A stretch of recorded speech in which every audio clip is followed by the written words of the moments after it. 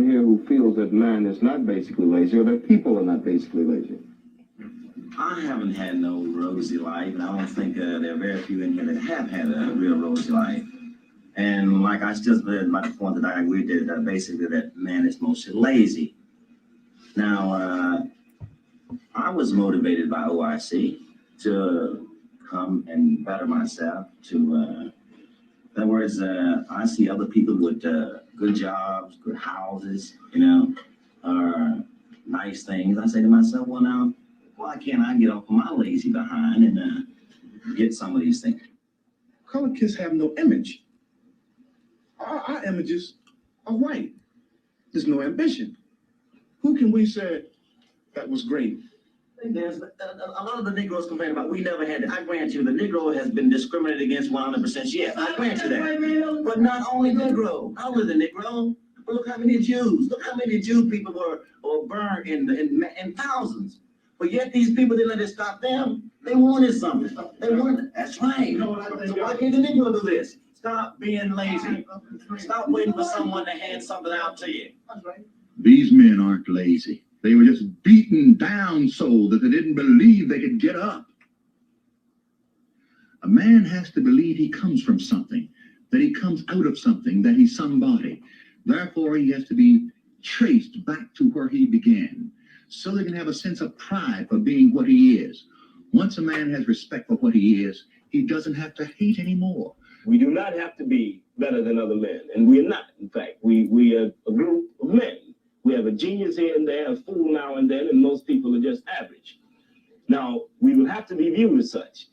And it has to be, the nation must face the fact that Black Americans received a hell of a lot of help. Getting in the predicament we're in, we're going to need just as much help getting out of it.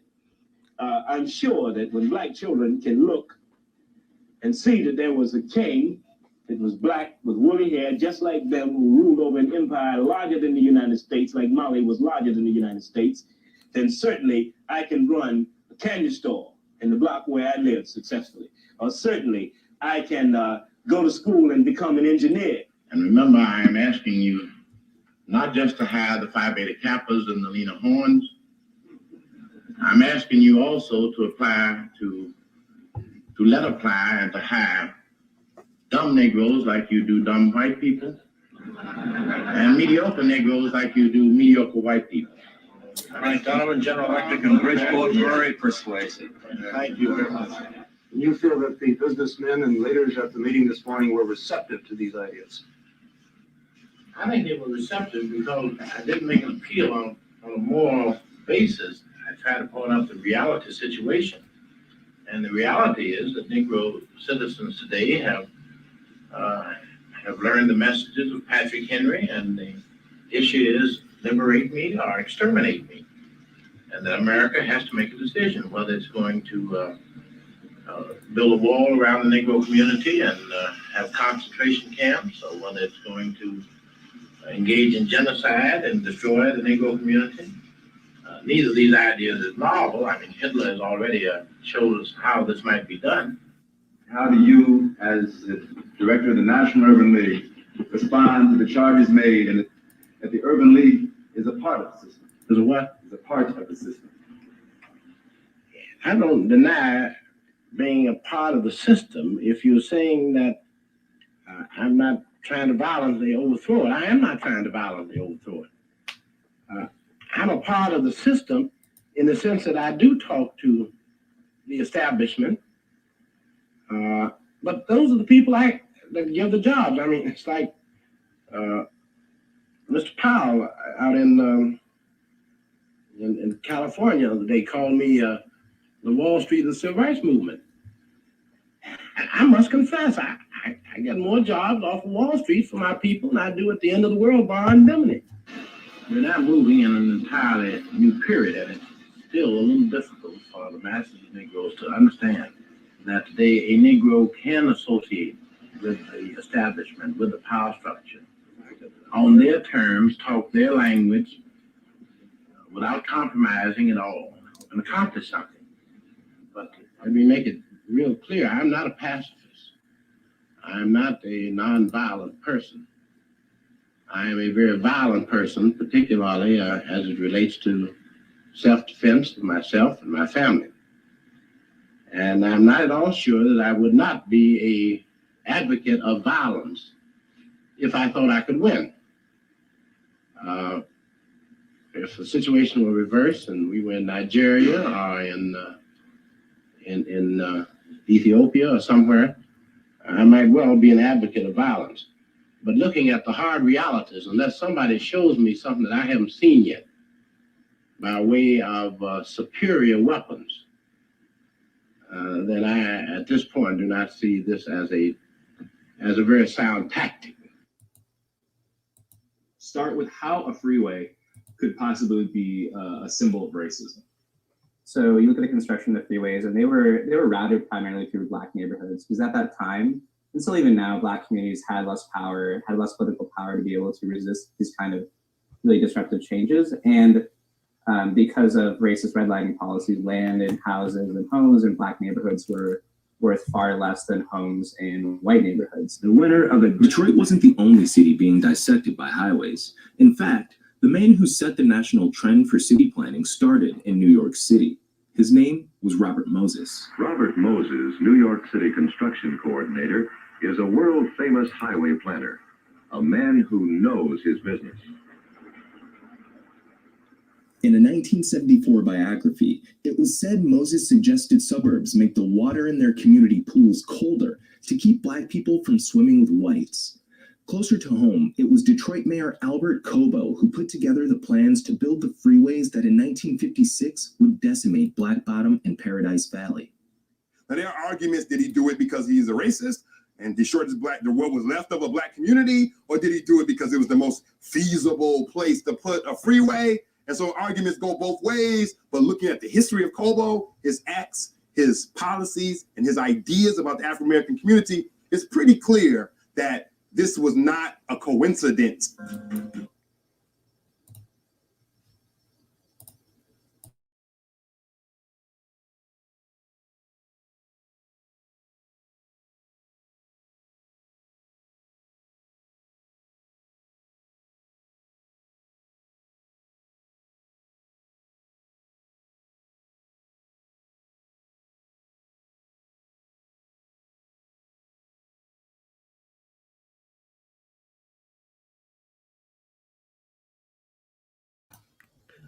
What is good, my people?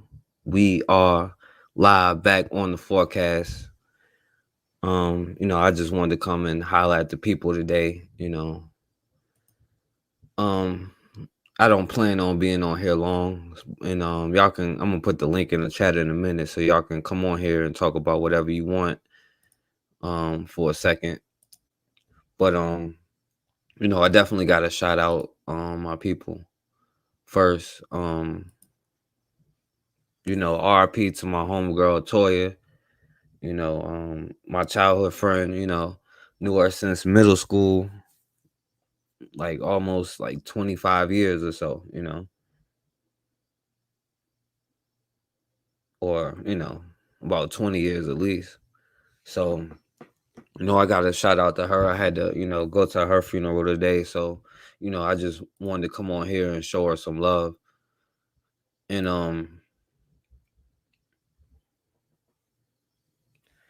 like I live my life, right?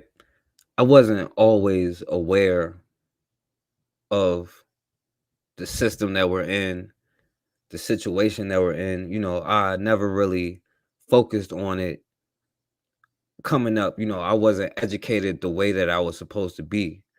But I can say that I've always loved being Black my whole life. And I can say that I will make sure that for the rest of my life, I will do all of the stuff that I got to do. And I appreciate it, real life.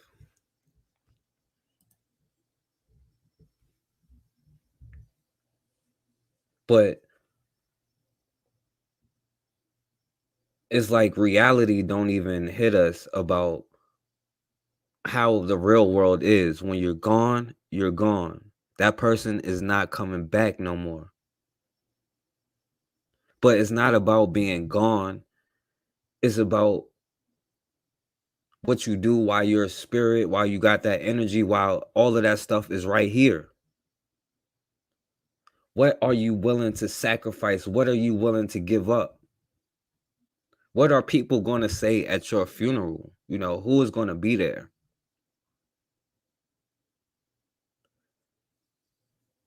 When I'm gone, it's not a sad moment. It's for you to continue in the struggle, however that happens, whenever it happens. It's for you to continue to go out there and do what you're supposed to do as a people to accomplish the things that we got to accomplish. Yeah, I became educated on the system that we live in, the laws, the rules, the history of all of it. But I'm not satisfied with just knowing stuff. I'm not satisfied with just having the same conversations over and over. Because what is freedom? Do you only know freedom and death? What does being free mean to you? Because to me, that means having self-autonomy.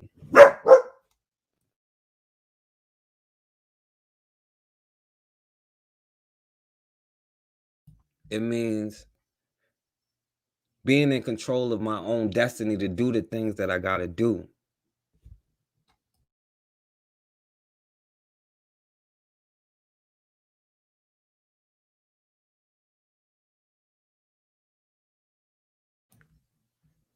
Because when you land there and you gone, that's all the opportunity that you have. But what are you willing to do? What are you willing to sacrifice to get us to the next level?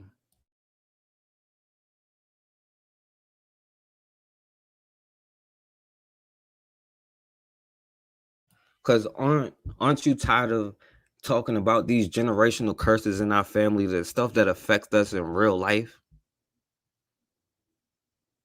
Because we don't even realize how blessed that we really are.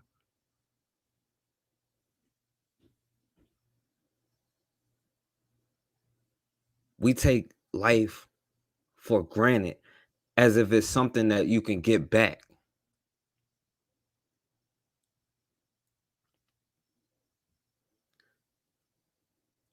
See, I wasn't always aware of the system, but I made myself aware, and I always knew that something is not right. Always knew that I would not just let it be this way.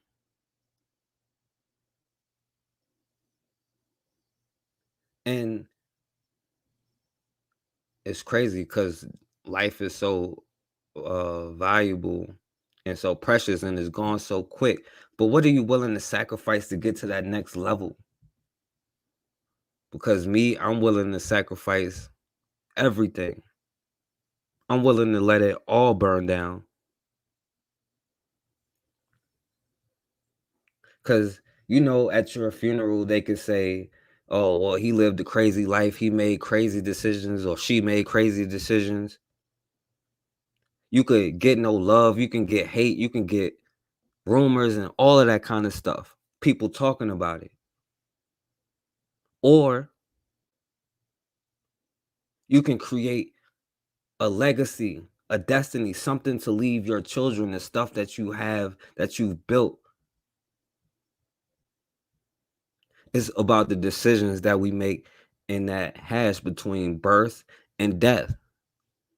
Yeah, you can look at it like, oh, we're born and we're on our way to dying. But guess what? Somebody else is dictating when that happens. Somebody else is dictating the medicine that we get. Somebody is dictating the food that we get. And then we stand around looking confused about our environments. I know the decisions that I've made.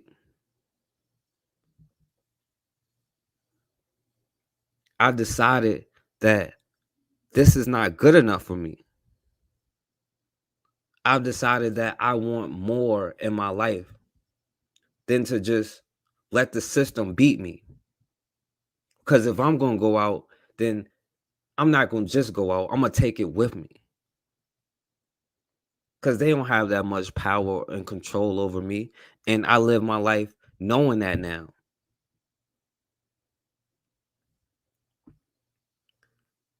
Because what can they say about you if you see one of your brothers or your sisters out on the street hurting or getting their rights violated, getting humiliated, right? Getting brutalized.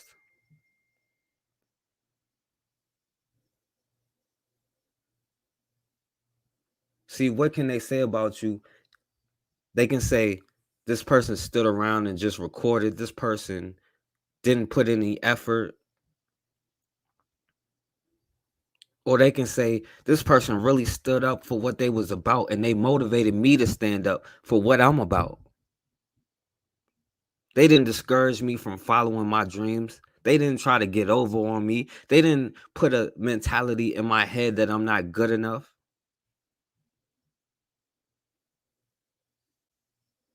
This person inspired me to be better, to live life like it was supposed to be lived. To control my education, to control my mindset.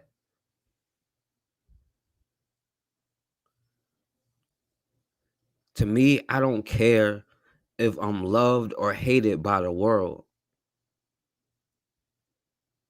I care about what I can and can't do. I care about what my children can and can't do. I stopped living my life afraid because, first of all, fear only begets fear. But there's nothing to be afraid of. What's the point in living in fear if everything that I have is already gone? And we don't even know any better. No different from a caged animal in the zoo. But even if you're a caged animal, you still that animal. Right? They call us a savage. We can show them a savage.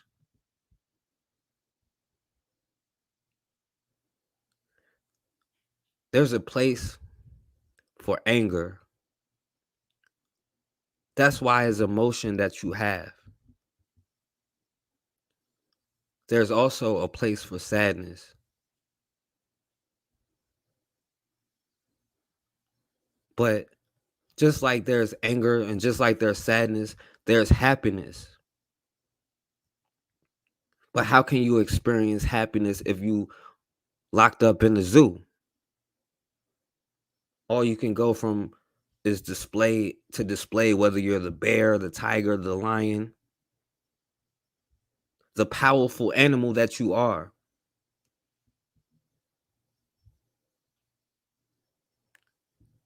And that sadness holds, that energy and that sadness is stuck to you.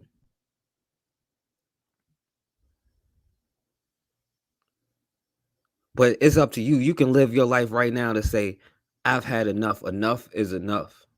And I'm done.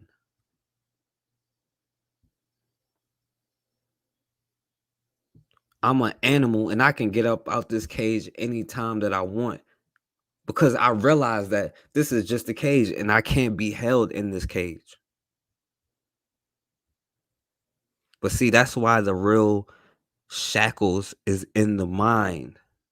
If they can control you by your fear, if they can control you by your sadness, then they got you locked in.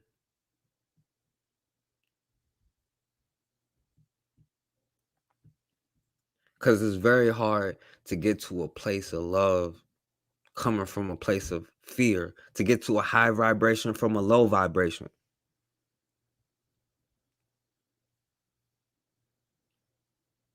But the clock is ticking.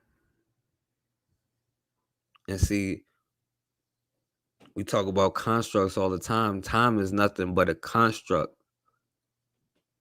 But as long as you see it as I have to do this for me and not seeing it as generational curses that it is, like your enemy sees it, because your enemy is going to make sure that you know that is something that's going to be perpetual, and perpetual means forever.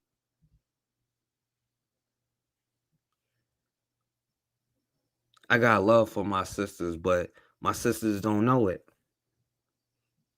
And you don't know that hurt and pain and all of that stuff. Because we can't even talk about that kind of stuff with each other. Sisters probably have love for us, but we can't even believe it or grasp that concept. Because we bought into a different kind of mental psychology, mindset, a trauma. I lift that trauma up off of me. I speak the words of power into me and to us. I believe it. So let this be a celebration. I celebrate who I am. I celebrate who we are. I celebrate life because this is the only life that we have. And once you're gone, you're gone. And since we all got to go, why not go for the right reasons? All that pain, all that negative feelings, all that sadness, all that hurt. Yeah, it's an emotion that exists for a reason. It exists for you to use that energy and to create something greater. Greater for yourself, number one. Greater for your family. What's up, Time to Work? And like I said, I'm going to put the link in the chat, but, you know, I'm going to just keep going in until I'm done. All right, y'all hold on for a second.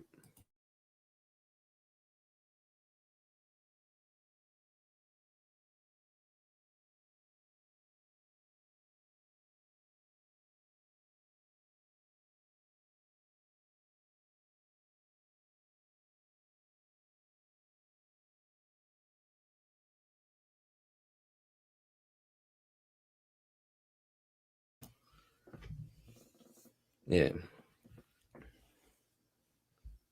So when I'm in that casket, don't be so sad saying, this brother did this brother did that. No. If you're sad, that's great. If you're mad, that's great. Use that energy to do what I want to do, to destroy this system. Because I know, I see the environments that we're in, the environments of destruction, and we can't even understand psychology and how it affects us and the decisions that we make. How stuff that happened to you as a kid affects how you live as an adult. Your enemy knew, if I could make a slave out of a child, then they'll be a slave forever, because that's all they know. And then we wonder why we feel this depression, why we make crazy decisions in our life, chasing this happiness that seems so elusive. See, the thing that's elusive is the freedom that we desire deep down in our hearts, the freedom that everybody is entitled to experience.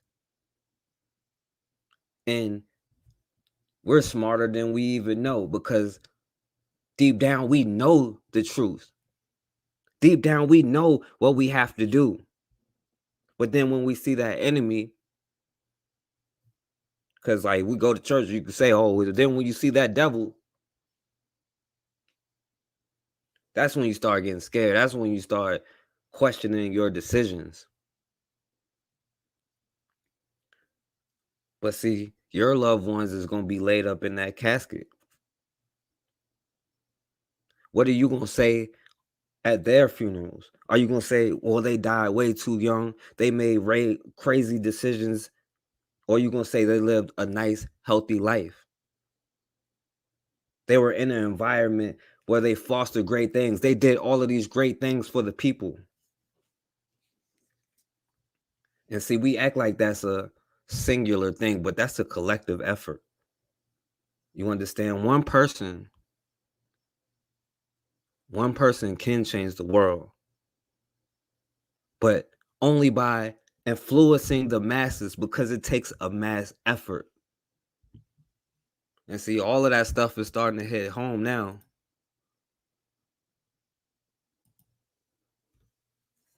I appreciate it, Time to Work.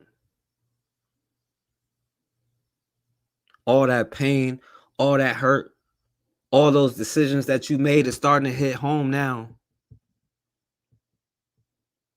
All that time wasted of not being not acting like a collective unit. Some point that time is going to end.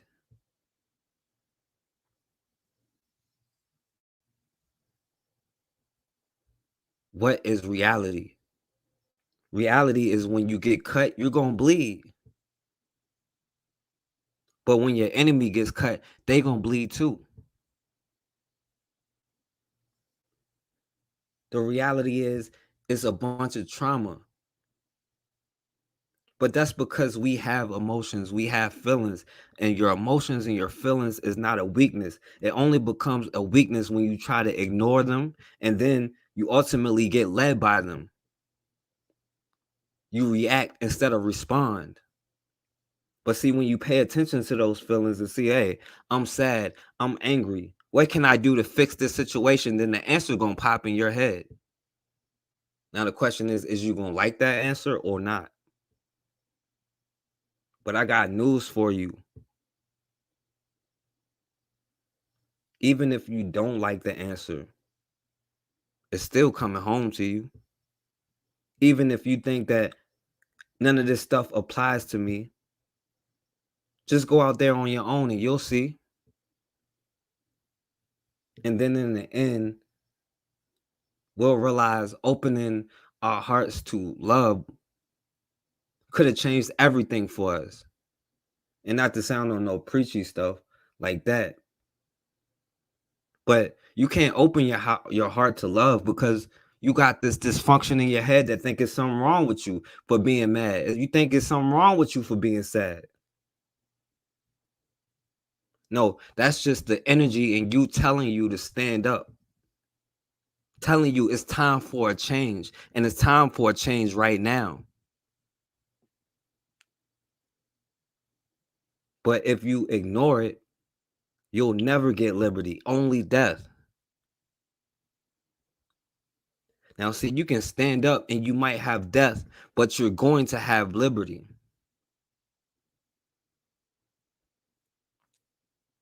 So it's your decision to make. Do you want death without liberty? Or are you willing to sacrifice to get that liberty?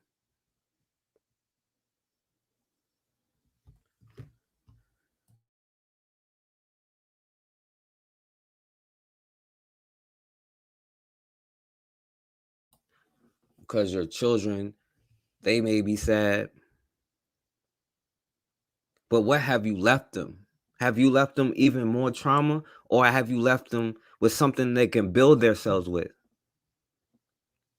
No matter if they trick it up or not. Because if they trick it up, that may be a part of the trauma that you're passing down from the next generation. But at some point, we got to get to a point where a generation says this trauma stops with me. This is not forever.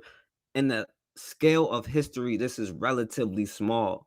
We are so much more powerful than this. And our inner spirit knows that. That's why we are so angry. That's why we've been talking about this same thing for hundreds of years. But the thing is, we've been talking, not doing. And that mostly, especially applies to us.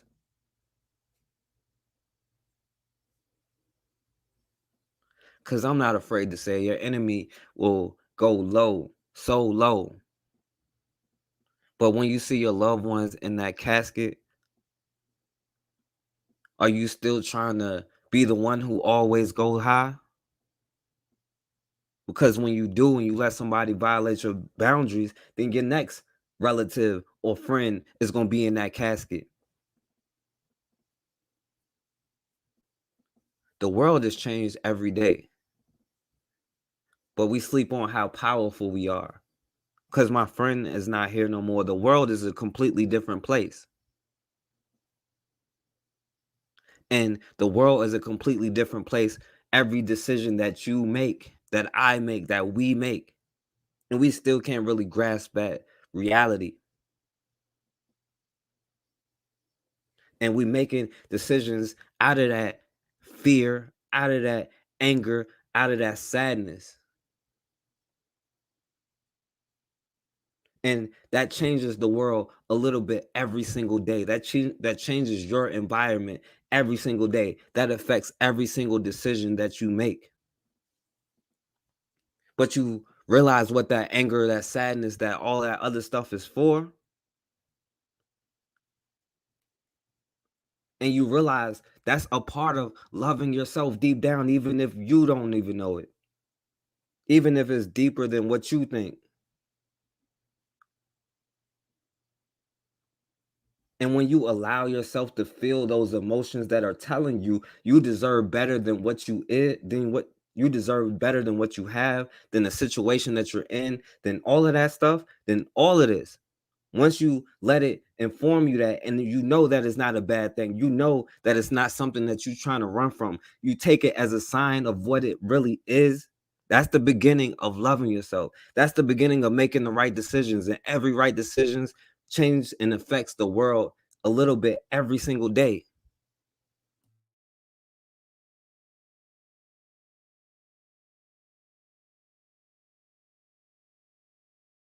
You said they blocking you. I'm gonna try to put the link in the junk. What's going on, Bill Gates? What's up, my brother?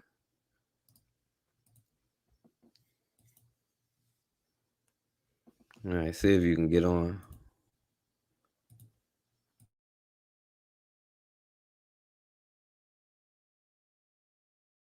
And if not, you can always call in. Nobody called in for a while.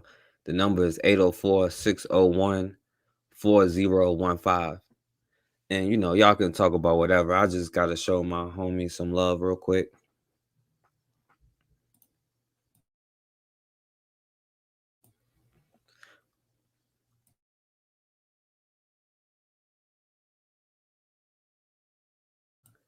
That's what's up, Bill Gates. But yeah,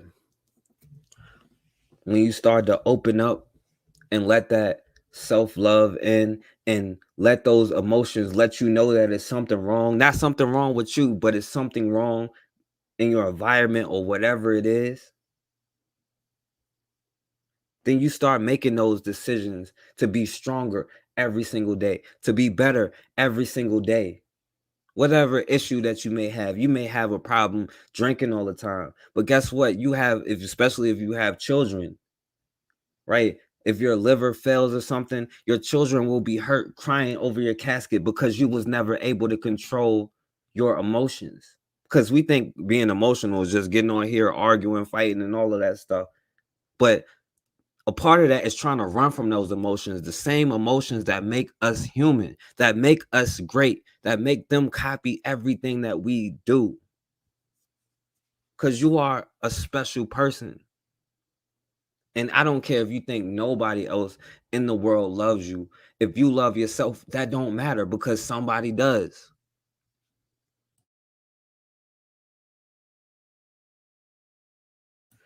What's up, Bakari?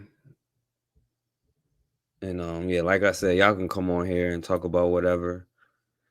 I know I'm kind of venting and stuff right now, but I'm gonna keep going until somebody come on here or until I'm done.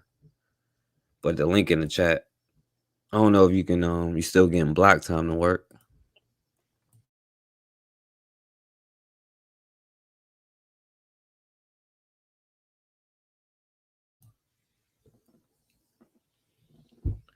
But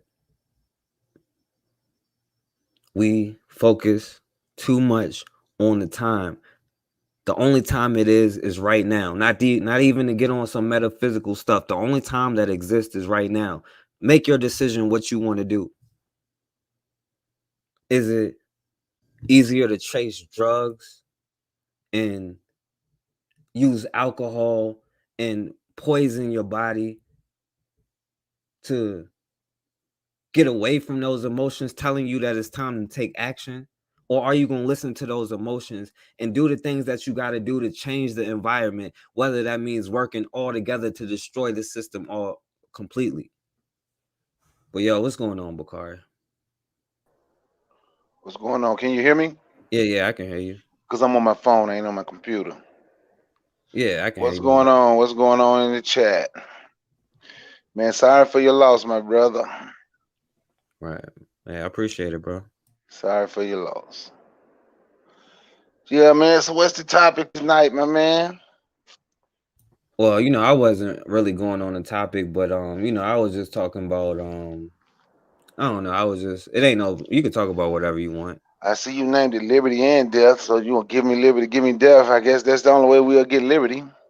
Yeah, no, what I'm saying is like my friend still died and she didn't know liberty. We don't know liberty right now.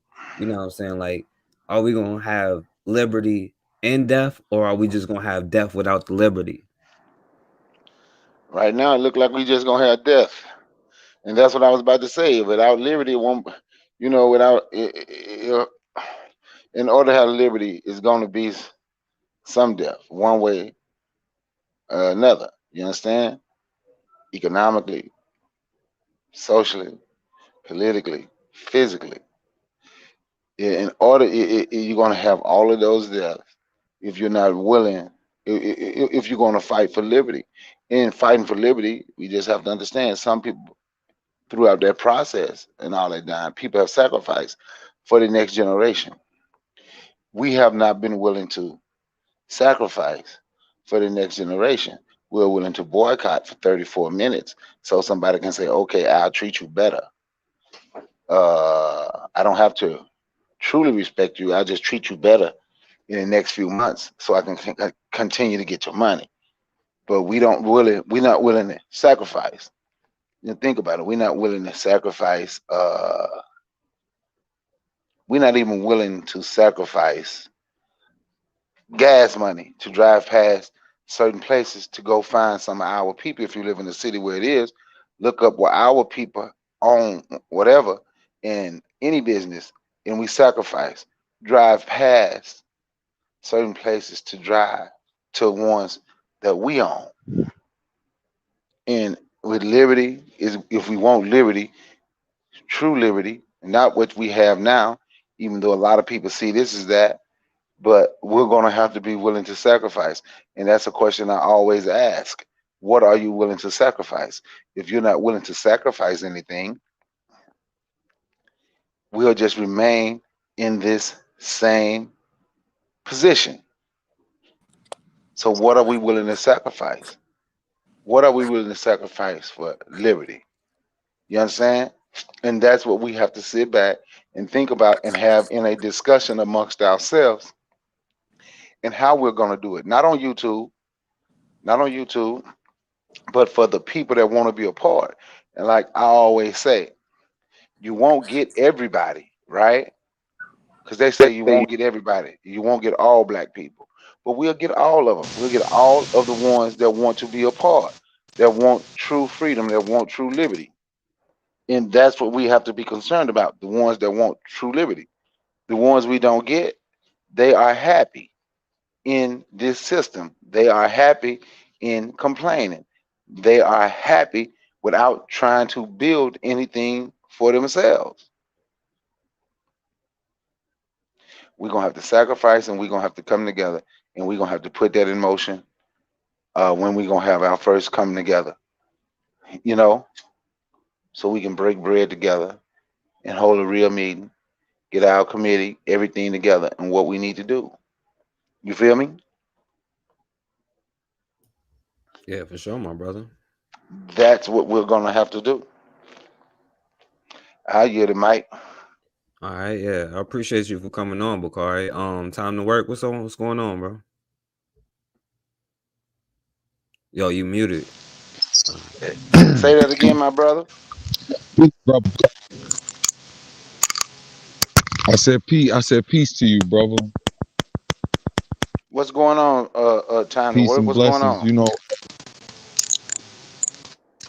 yeah. I just jumped on here to show love to my boy Forecast, man, King Quattro, man. You know, I always pray for you, man, ever since you started becoming more personable and getting to know you on that one-on-one level, man. You know, I hurt when you hurt, man. It's our consciousness is collected.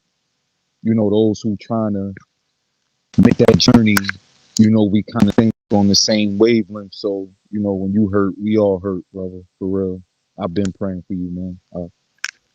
Yo, thank you, my brother. And yo, you've been supporting for a long, long time. Like, I appreciate, I always say I appreciate y'all, much respect and all that, but like, I really mean it. Like, that's why I be doing it. So, yo, I appreciate you saying that, my brother.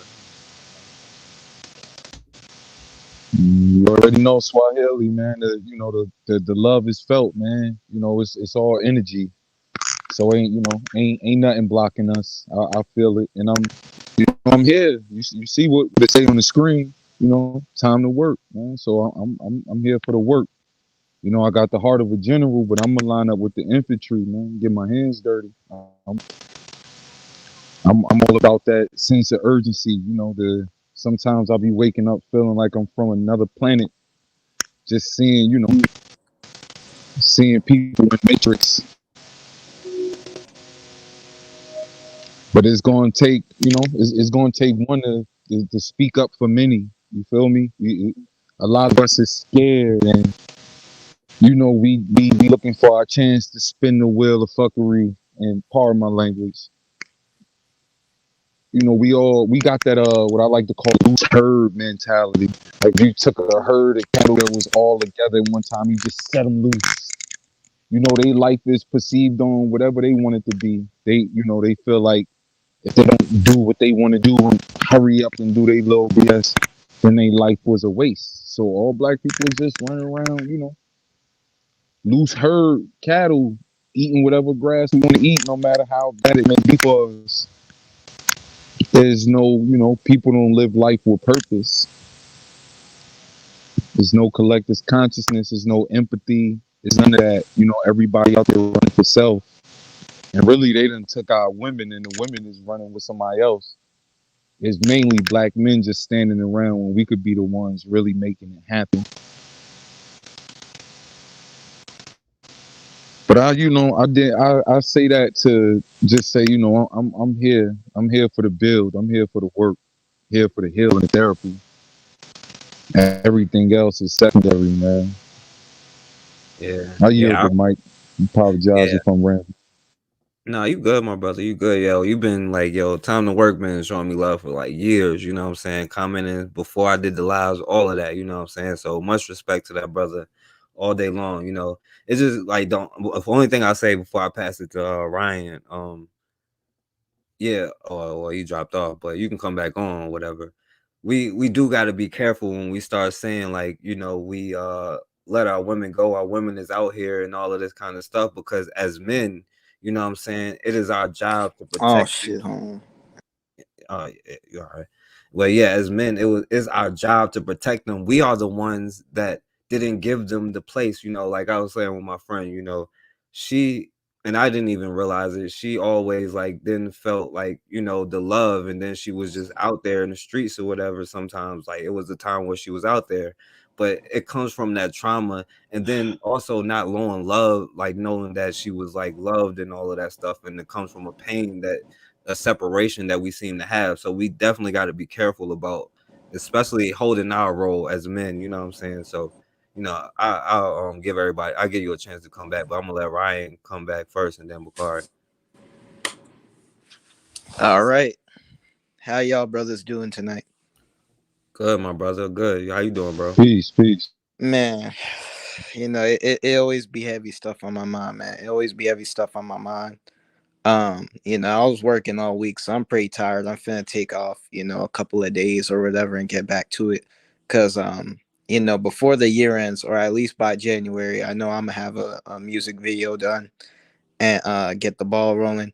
Cause I'm really finna get started with my life. But you know, besides the music stuff, um, I just been kind of looking out into this world, man. You know, and this is why I just think it is very imperative, very important at some point. That I give at least one lecture in my lifetime. I would like to do a lecture in my lifetime that no one else has really done, exposing black television and film. You know what I'm saying? Because tonight I was just watching this one brother, the brother who even made me want to be, you know, pro black or whatever, or so called woke. I was watching him break down the movie The Harder They Fall, and what he was saying kind of like expressed to me what I was thinking about, you know, this movie, and how I feel about a lot of these different films that they push the African people, that they're used to dominate, you know what I'm saying, and put out a negative image of black people, you know, and negatively depict history, or falsely depict history, rather, you know, like, and I'm pretty sure we talked about this before too, with the Shaka Zulu series in the 1980s.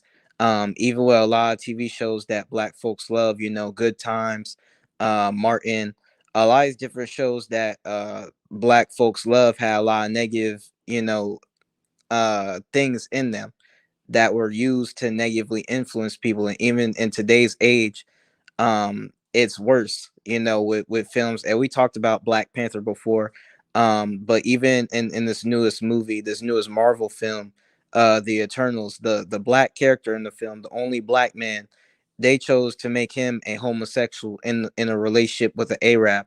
Not only did they do that, they used him to say that he was the reason that Hiroshima got bombed, when Hiroshima was caused by the white supremacists, or as I like to call them, the cave people. You know what I'm saying?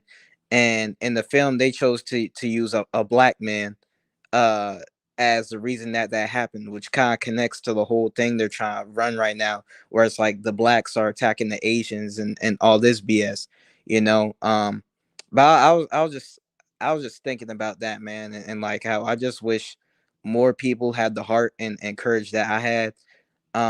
Because some that we've talked about before is how I constantly see, you know, African people and black men and women throwing away their lives every day for nothing. Like recently, what's been going on is, and there's another thing too. I'm kind of really finna start not listening to gangster rap as much, you know what I'm saying? Really some of the most hardcore stuff, you know, which involves like people dissing the dead and occasionally. I really don't want to hear none of that. You know what I'm saying? Because no matter how good a song sounds or whatever, what people don't understand is that this type of stuff funds white supremacy. Like going to what I just said about film, television, and even the music industry, all these different things are influenced by white supremacy and are used to help oppress people. And that's something that has been weighing on my mind heavy too, you know, because I do make some gangster type rap music. I've just been thinking about how I could kind of be more like a Montana of 300 or a Ice Cube, where even though they'll talk about some gangster stuff, they'll put in a lot of political messages and they'll have balance and things like that. Because I really just I don't, at this point in my life, man. I'm tired of always hearing about people talking about killing and shooting, in particular, when I know that's black men. Like one of the dudes that recently got arrested, he was someone that I listened to, and you know he's a very lyrically skilled brother from Brooklyn named Coach the Ghost. He recently got arrested for killing a 17-year-old boy. Now this was a multiracial kid or whatever, but at the end of the day, he still shouldn't have killed this boy. And this man has a history of violence, and I just kind of hate this thing in black culture where y- black men get celebrated for being actual killers or people, period. You know, but at the end of the day, rap is a black form of art form. So it's typically going to be black artists that are going to be expected to really so-called live their raps and be considered so-called real niggas. And I honestly think that culture is very toxic and very negative. And so I've just been kind of bouncing around my mind lately, how I'm gonna handle my music career, how I'm gonna present myself to the world. And kind of I've just been kind of thinking of how to best present myself, and how I'm gonna move forward with doing lectures and things like that, because we need more minds out here that are pushing against the negative propaganda, whether that's in, just like what I said, with film, with these movies. And that's another thing with black folks will say that, hey, we should just like this movie because it's black and it's black people in that. And I very much disagree with that. Like, I remember back when the Black Panther film came out, people were talking about, well, even before it came out, people were talking about, if that shit is trash, we're gonna say it's good, right? And in my mind, I'm thinking, fuck no. Like, if that shit is ass, I don't say it's ass. Until this day, I hate that film for everything that it represents, and even this new movie, The Harder They Fall, even though a lot of black folks like that movie, I don't. Like, from the historical, the fact that they're using real people to tell these fictional stories when they weren't like this, the fact that, oh, you know what? I'm good. I might as well, since I'm here, I might as well break down the negative things in this movie. So, in the movie The Harder They Fall, something that they Wait, did. hold on. Oh Before yeah. you go there, cause I want to let Bakari Oh get yeah. this. My bad. Yeah, yeah, you all right. But I would say this though, also, like, be careful about like stereotypes, and especially like because, like, if black men and all of this stuff was gangsters and killers as they portray us, then racism, slavery, all that stuff wouldn't have lasted a week. You know what I'm saying? Like, how gangster Yeah. can you be if George Zimmerman's still walking around? So, but yeah, I want my brother Bakari get in here before he got to go. Right. Of course. Yeah. Peace, Ryan Sealer. How you doing? Fantastic. What, Fantastic, Elder. How about you? what's going on, young man? Man, just always got heavy stuff on my mind, OG. Always got heavy stuff on my mind. Heavy. Always thinking deep. Yo, let me ask you, did you hear the show when I said, regardless of how we feel, that's a young brother that just need to be guided properly? I can't turn my back on it. Did you hear me say that about you? Nah, man. Nah, I That's didn't. what I said in one of my shots. I can't turn my back on him, regardless of what he said. He a young brother just need proper guidance. But I can tell by some of the things that you have said that you have listened to some things. Not saying that you weren't smart, you're already smart. But I can tell you have studied some other things and listened to other folks, and that's good. And that's real good. Yeah. I'm gonna tell you this, right? When you said about the gangster rap, you'd rather be more like Ice Cube, a David Banner. You know who Big Crit is? J. Cole. Yep. I know They'll Big put Crit. they'll put a little gangster stuff in their music. They even say the N word, bitch. But you listen to their other music, they also have good stuff in it. Like you said, the balance. If you can give a balance, you understand what I'm saying? If you can give a balance, because everything about, even though we need more positive, everything about us and our culture is not positive. So it's okay to talk about it all, but we do need more positive stuff. And what you said was right. And I agree with that. And I'm going to say this to Time to Work. Now, he left. But now, because I was going to piggyback on what Forecast said, you're right. Our men, we got to take our women back. What Time to Work said, he was right about some of our women, the way they said, but it's up to us to take them back. It's up for us to protect them and provide for them and bring them back home where they want to be. Because that's what they're supposed to be. They're supposed to be with us. And we have to step up and be the leaders that we're supposed to be. Step up and play our role. And we'll bring them back. Make sure you put that email in the chat, Forecast, for anybody who want to know what we're doing and what we're working on, But that's all I had to say, man. It was good to see Peace, brother, Guy Hollywood Jr. It was good to see the young brother on here. Seemed like he done changed a little bit up on what he was saying. That's why I had to change what I said. Now you can thank Forecast for me changing up on a little bit that I said, in all honesty. Because I think I may be got old and grumpy. I'll be 50 in January. I might be got old and grumpy. But I'm not too old to listen to someone just because they're younger than me. I can listen to people that's younger than me. I have no problem with that, you know. But you keep doing, it seems like you're on the right path. And trust me, in that right path, you're gonna make mistakes. It happened to us all. You human, so you're gonna make mistakes. You're gonna say some things that offend the people. But if you feel it's your truth, stand on it, but don't be too bold where you can't listen when someone is trying to show you. You understand? Now, when they're trying to argue with you and put you down, it's always good to learn. Learn. You can learn something from somebody every day. You feel me? And that Yes, for and sure. that's what we all need to do. Learn every day. Uh, time to work. So you look at his name. He ready to put in that work. Forecast put in that email, so we can get more people like him. Cause it's time to put in the work. Well, we have to do something now. We running out of time. Shit, time is almost up. It been up, but it's time for us now. The time is now. We have to make things better for the ones coming after us. So when I'm 100 years old and I'm sitting back with no teeth in my mouth on the porch, I'm like, you know what? I helped do that. Old man, smoking my cigar, drinking. I don't drink, drinking my big sweet tea. But that's what we need to do, and the time is now. We have to start now. Don't ever worry about. Don't ever worry about if all black people gonna come together. I said it before when I just spoke, and I'm gonna say it again.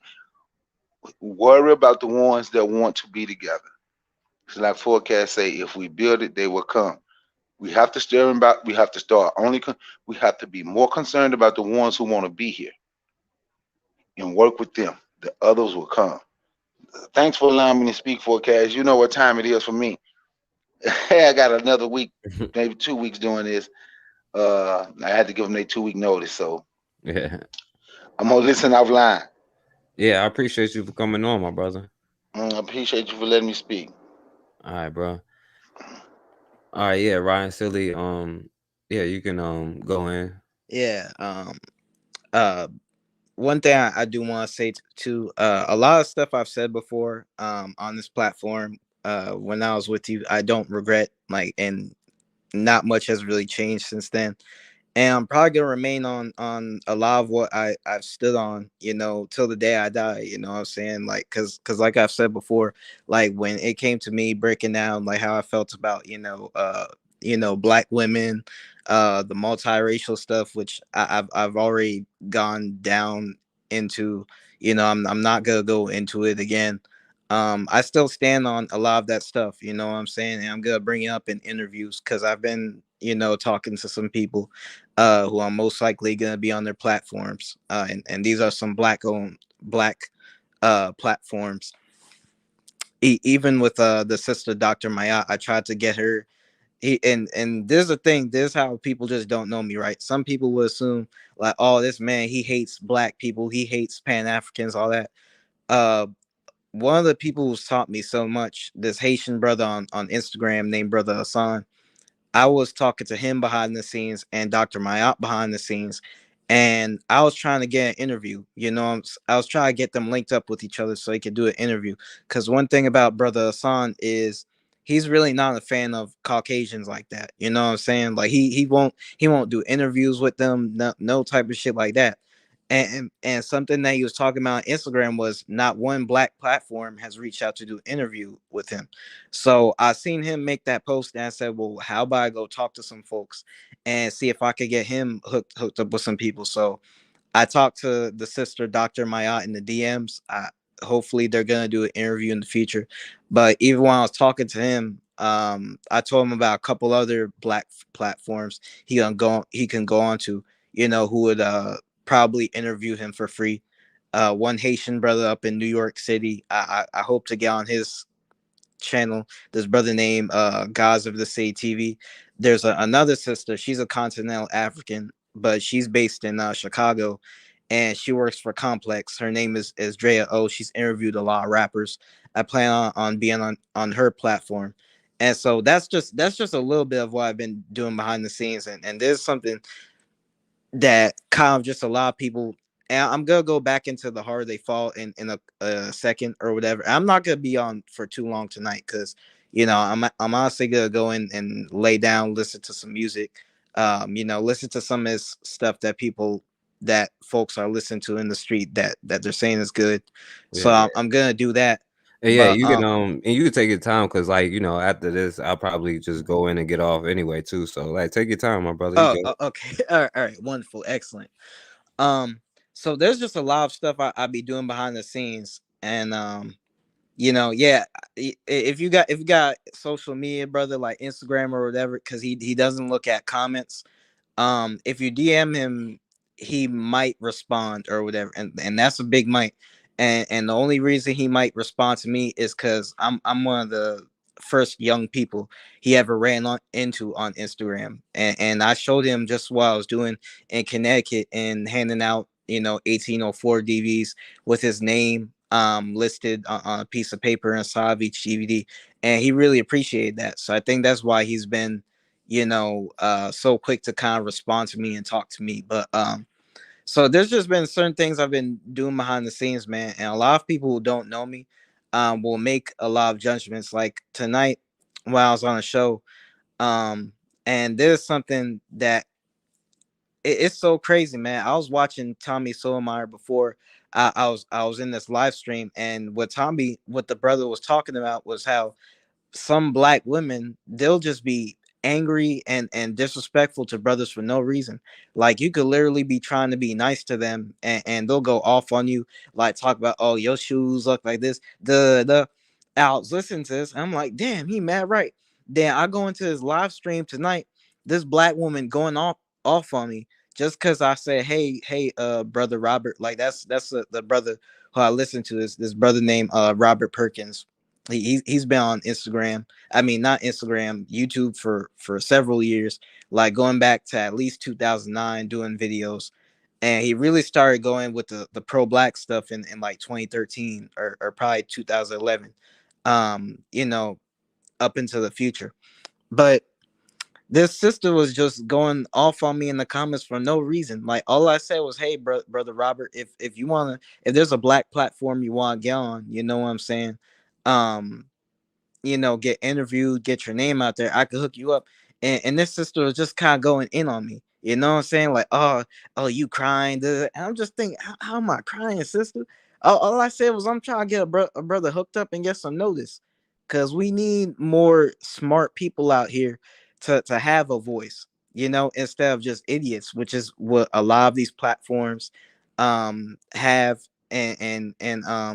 But yeah, that's just a little bit of what I've been doing behind the scenes. And like I said, with the Harder They Fall movie.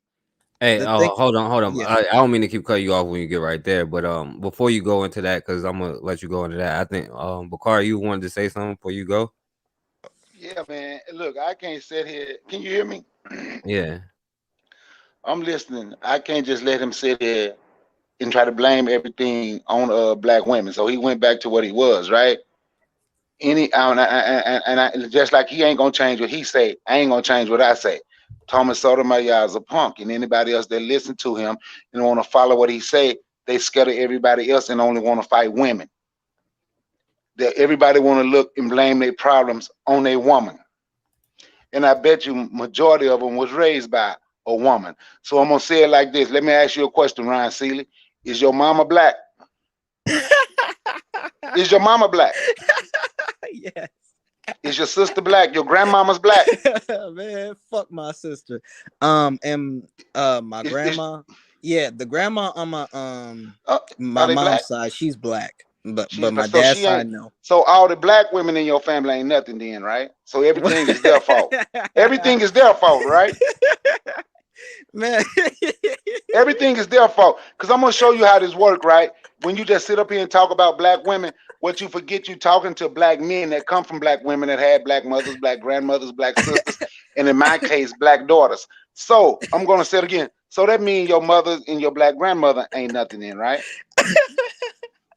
Man. I'm just I asking. never said all sisters, man. I never said all sisters. See, now you no. Because what you say is black women. Now you're saying you never said all. Because what you want to do now, you don't want to put the blame on the black women in your life. So I'm gonna ask again: are they worth? So they're not worth anything either, right? Well, look, man, my grandma was cool. My mom, we had our issues, but when she was alive, she was cool as far as I'm concerned. You know, she's not the argumentative type of sister I'm talking about. I'm specifically talking about the black females who be on that. You know, and honestly, I don't even know how I got on that. I was about going to the Harder They Fall film. So why shouldn't they argue with a so-called black man like Thomas Sotomayor, who a Well, black no, man like no, me would put a no, not bullet between his eyes, and I won't bite my tongue when I say well. that. Damn. So in anybody that follow him, cause see, I'm a black man that come from black women that happen to love black women and will protect black women. So when you get and I ask you the question about the black women in your life, we really don't want to hear. I'm not saying all black women because you didn't say that when you was talking about everybody else, black mother, black grandmother, black daughters, and black sisters. But now that it's on you, it's I'm not talking about all of them. No, stand firm on what you say. Just stick to black women. Just stick to black women, but you don't want to stick to it now because you got to think about the black women that was in your life, right? No, bro, no, brother. And I'm off that right now. You know what I'm saying? But just to kind of first what you were saying, what he was talking about was how, you know, some black women, you know what I'm saying, will argue with a brother for no reason. Like even if your child be nice, like you go and return something that's don't. Because here's what happened, right? He was playing a video of this chick, this mother of 5 out in Louisiana. You know, which I'm pretty sure from your accent, you're from Louisiana. You know what I'm saying?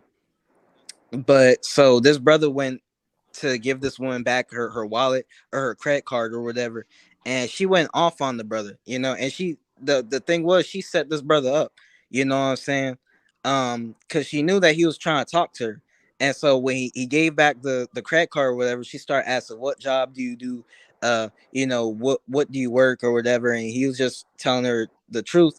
And she was like, oh, I don't want you. Oh, you got some fake ass J's. The fuck? She was on some real hood rat shit. So those are the type of black women I have a problem with, brother. I love black women just as much as you do. There's, you know, a few, well, I'll say really 2 fully black women who I talked to offline who, well, not even, actually 4 fully black women, you know what I'm saying? 2 are older, they're older women. I view them as my aunties. And the 2 other, I view them as my sisters that I talk to on a constant basis, you know. And I love those women, man. I love those sisters. You know what I'm saying? So my beef isn't with all black women, man. It's just the ghetto chicks and the angry chicks. You know what I'm saying? But for who that doesn't apply to, you know what I'm saying? It's like that's not who I'm talking about. You know what's that common phrase? A hit dog holler. You know what I'm saying? So like, if you're not a black woman who fits into what I'm talking about, you argumentative, you try to set people up, all that, then you're not the type of black woman I'm talking about. But no, I love black women, brother Bakari. You know what I'm saying? I love sisters. So why shouldn't sisters? I'm just asking. I want to. Okay, watch this. You can think of all the negative thing, and y'all can attack. And the people you follow, what you say, Thomas Sotomayor. What did he say? He hoped the police kill all in. That's the person you follow. And the same black man who got out of a car. So if you follow him and you listen to him, and it sounds like you kind of look up to him, the same black man who him and a woman, I forget what it was, and he jumped out of his car on side the road and was ready to beat down a black woman. Fuck you, black bitch. But that's the person that you follow. So I will say it again. Stand on what you say. You ain't the first person I did this to, because I'm going to put it in your lap. Because when you disrespect black women, instead just say black women, I'm a black man that came from black women that love black women. So I'm going to put it in your lap because you are comfortable talking about other people's family members. Because that's what you're doing when you just sit here and insult. Black women do this, black women do that. I'm not saying black women is perfect, because ain't nobody perfect. But I know one thing for sure, 2 things for certain, the 3rd one is a fact. I have had way more positive interactions with black women than I did black men. Most of these black men who sat around and complained about black women was raised by a black woman and their daddy was not around. And they don't say nothing about the man. It's just the woman's fault. It's not the woman's fault that you scared to fight white folk. It's not the woman's fault that you scared to say, I'm not going to go spend my money over here. It's not the woman's fault that you don't have confidence enough to take control of your household. It's not that's not the black woman's fault. That's your fault.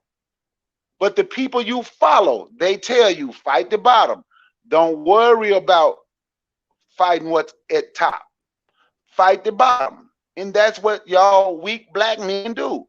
People that follow Thomas Sotomayor, the other gay dude, and there's a couple more. And I call them weak. And I call the people that follow them and repeat what they say weak. Because you wanted to go right back after, because I could tell when you first came on, you had switched up a little bit. But when I said that, you want to go right back and make sure you let everybody know that you are still on the I don't like black women, and I'm going to talk negative about black women because they ain't no good. I call that a weak black man. Extremely weak. Extremely. All right. Look, I'm gonna let y'all finish this up, and then after y'all finish this, y'all can have this conversation as long as y'all want. Then Ryan, you can go. No, he can get into his movie right now. The Harder They Fall. I like the movie, except one part of it that when they showed the one woman, Stagecoach Mary, they had a mulatto playing her. And Stagecoach Mary was a big dog-skinned woman. Right. So if that's how the brother feels, okay, you know what I'm saying? I don't hate black women.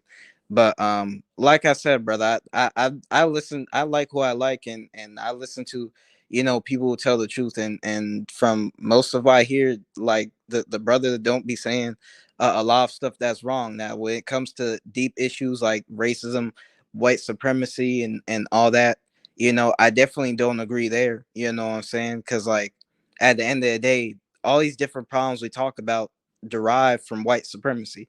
So I'm never gonna let them off the hook. But as far as like the behavior and sisters that he talks about, I know for a fact a lot of it is true, you know, and just because the brother Bakari, he had a lot of positive experiences with black females, that's not all of our experiences. Most of mine have been negative, you know what I'm saying? But anyway, so just to kind of end things off with the Harder They Fall movie, in the film, this was another movie that depicted being pro-black as negative, you know, or the pro-black person as kind of a villain. What they did in this movie, they had the brother Idris Elba, who played Rufus Buck.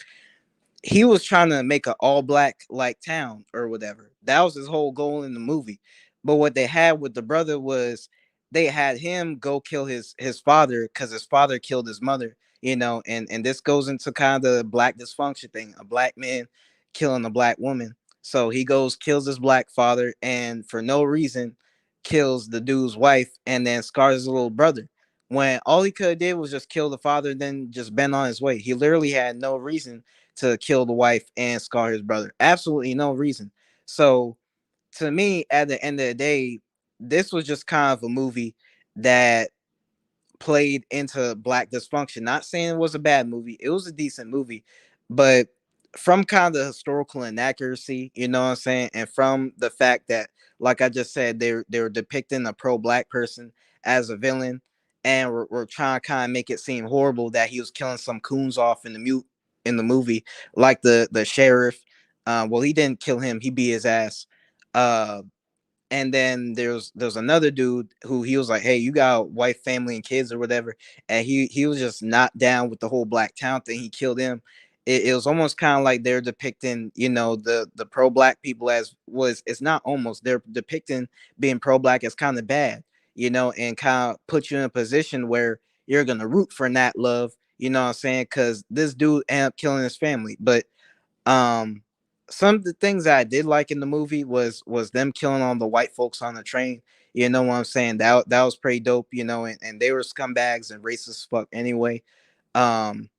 and then like what Brother Bakari said with Stagecoach Mary, they had a mulatto playing a black person. And there's something I'm also going to talk about when talking about the movie industry and films, why I don't like when it comes to history, when they hire multiracials or mulatto people to play black historical figures, and then when they hire black historical figures to play multiracial people like Thurgood Marshall was a non-African, he was a multiracial man, but they hired a African in the form of Chadwick Boseman to play him, and even with Malcolm X was a multiracial man, but they hired a brown skinned African man in Denzel Washington to play him. And I just don't like that stuff. It's not historically accurate and it really doesn't make any sense.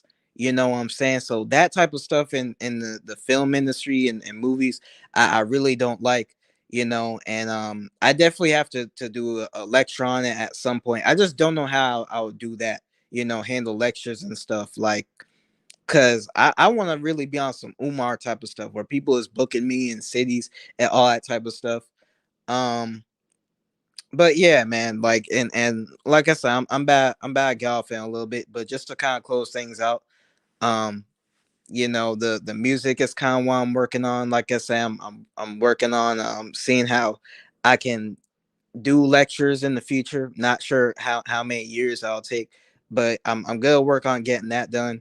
I was thinking about kind of continuing with the YouTube stuff, but something that I realized in having YouTube channels on here that are woke is that's a slow grind. Everyone who made money off of being pro black or deep thinkers, that took a very long time for them to do, like no longer than a year, you know what I'm saying? So kind of seeing that has made me realize that I'm better off starting off as a rapper, and then once I start doing more interviews, I progress into doing podcasts and into doing, films and things like that. Like just like playing with people like Willie D, Lord Jamar, all these different rappers, they start off with the music, then they got into other things, whether it was acting, whether it was having a podcast and things like that. But so yeah, that's just some of the stuff I got planned for the future. And I was happy to kind of come on tonight, brother. You know what I'm saying? Because I always be having deep thoughts in my mind. I be having crazy ass dreams. I had a crazy ass dream the other night that a white boy called. He was trying to use the N word. I think I don't know what the white boy was trying to do. But I think he was trying to be racist to me, and I spit in his face and beat the fuck out of him. You know what I'm saying? Like I be having crazy dreams like that, man, where I'm a revolutionary or something crazy is going on. Um, but yeah, just for 2022, I have a lot of big things planned that I really feel like this year coming up is gonna be a big year for me or whatever. But yeah, and unless Brother Bakari has another question for me, I'm gonna get off here or whatever. Yeah, and brother Bakari, I appreciate you coming on too, just in case you get off. But yeah, Bakari. Shit, I just want to know what group he fighting for. It shouldn't offend him if somebody call him the N word because he don't consider himself black. I just want to know who made the rule. So with the rule that he lived by, that even if you was raped or whatever, you should have to claim that, right? So what percentage of people in this country would be African then? All right. I should have known someone was gonna ask this. Man, here's the thing, brother Bakari. These dreams be weird as fuck. I'm not even gonna hold you, man. I'm not even gonna hold you. This was just a dream. I don't know. I don't know what the dude. I think it was more so that the white boy was trying to insult me. More so than the fact that he consider me black. Like I think that's why I went off and punched him in the face or whatever. So I think ultimately that's what got me triggered. I don't think it was a fact that he thought like this man is what I'm saying, like the nigger word or whatever, because I've dealt with people calling me a nigger before, like in high school, and it didn't escalate into a situation where I'm like trying to fight 20 racist white boys or nothing like that, you know what I'm saying? but nah, man, like that's just some of the crazy stuff I be having going on in my dreams, like weird ass shit. I've already talked about I be dealing with aliens, all types of other weird ass shit. And then my favorite dreams are where I'm doing something revolutionary though, or whatever. Um, but yeah, shit doesn't really matter too much like that, brother. It's I don't think it's too deep.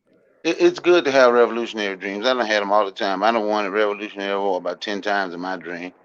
I'm talking about today revolutionary war. But I'm gonna ask like again, the one part I'm saying. So who make the rules? So what percentage of black people in this country do you think is just African then? I mean, that's the thing, man. It's so many people in this country. Like, I literally do not know. Like, I can't answer that because I don't know who's out here, man. Cause you call Malcolm X multiracial. Which is just His a mother, fact based his on mother, genealogy. It's a fact. Okay, it's your fact, but that ain't what he said, right? So now Yeah, you but go. but and Wait, here's wait, here's wait, what wait, wait, wait, wait, wait, wait, wait, wait. His mother, his grandmother was raped by a white man. His yeah, mother I know all that. hated. I Wait. Hated white people because of what happened. But in your mind, he should not turn around and say, brother. now this is your mind. This is It's your not mind. my mind. It's science. Wait. No, this is your mind. So in Science. your Okay. mind, cause in your mind, he should say he's multiracial. It's just Don't science, say, brother. don't It's say you're science. African. Well, which science? Tell me where you got that from. Logical Tell me. fucking facts. No, And no, I'm no. not gonna. Tell Here's me the what thing, science brother. you got it from. Brother.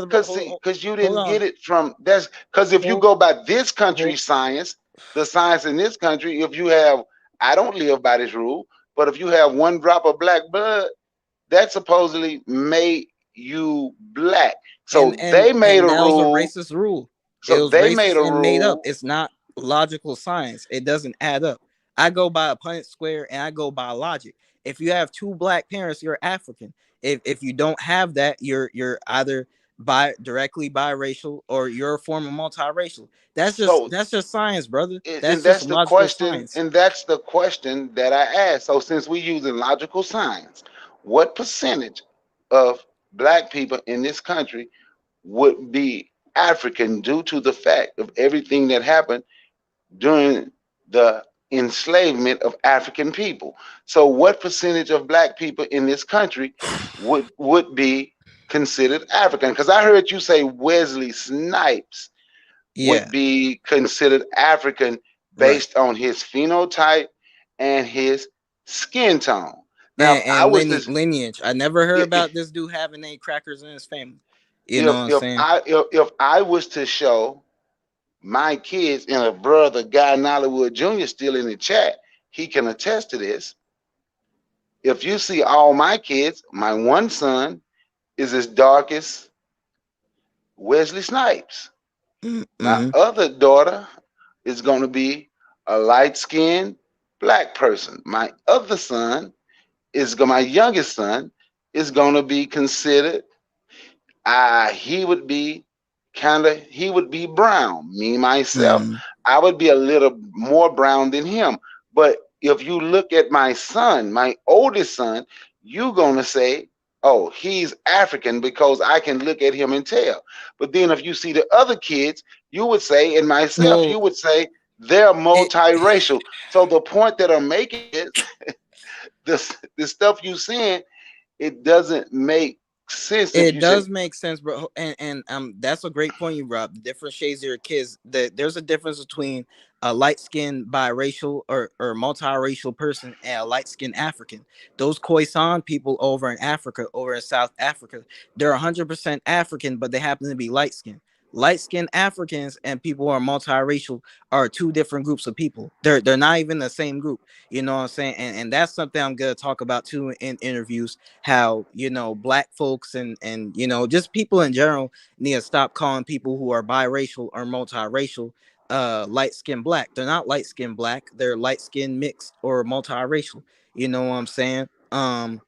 So that's something that needs to be talked about, man. Because the Khoisan people, like the Khoisan, any light skinned African, compared to someone like Drake, they're not even in the same group. They're not the same Have you race. ever studied the Khoisan genetics and their DNA and all Yeah, that? yes, I have. Yes, I have. They have no Neanderthal DNA, brother. They have none. What's their what would their marker be, their DNA marker?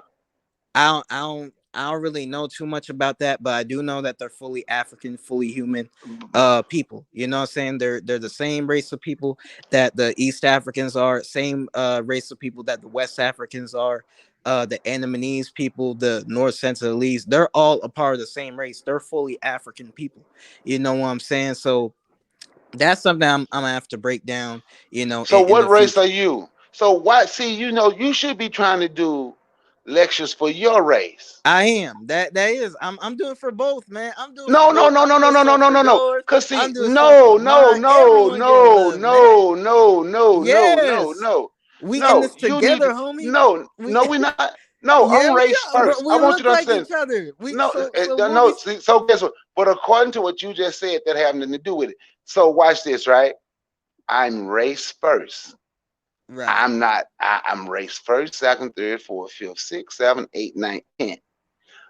Race, my race, speaks to my race about our issues. You should find your race and speak to them about your I have issues. I'm saying that's who you should constantly speak to. that. That's who Look, you. man. And guess what? And Look, brother. I'm gonna take it even further. Right? I'm gonna take it even further. You should don't worry about black women.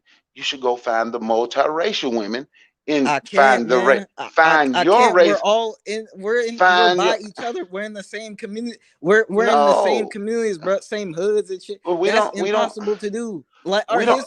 our history is the same shit. Like everyone is involved with each other. So I can't do that. That's literally not So let me possible ask to you do. another question. I'm gonna ask you another question, right? Because I understand what you just said. So let me ask you another question, right? When you Right. study African genetics, right? Right. How many Africans, due to what happened during enslavement, because they had to get us from there. So how many of them do you think come here that have something else in their DNA down the road? I mean, shit, man. Like most of the ones I've seen, they're black as fuck. You know what I'm saying? They You dark going as by shit. look.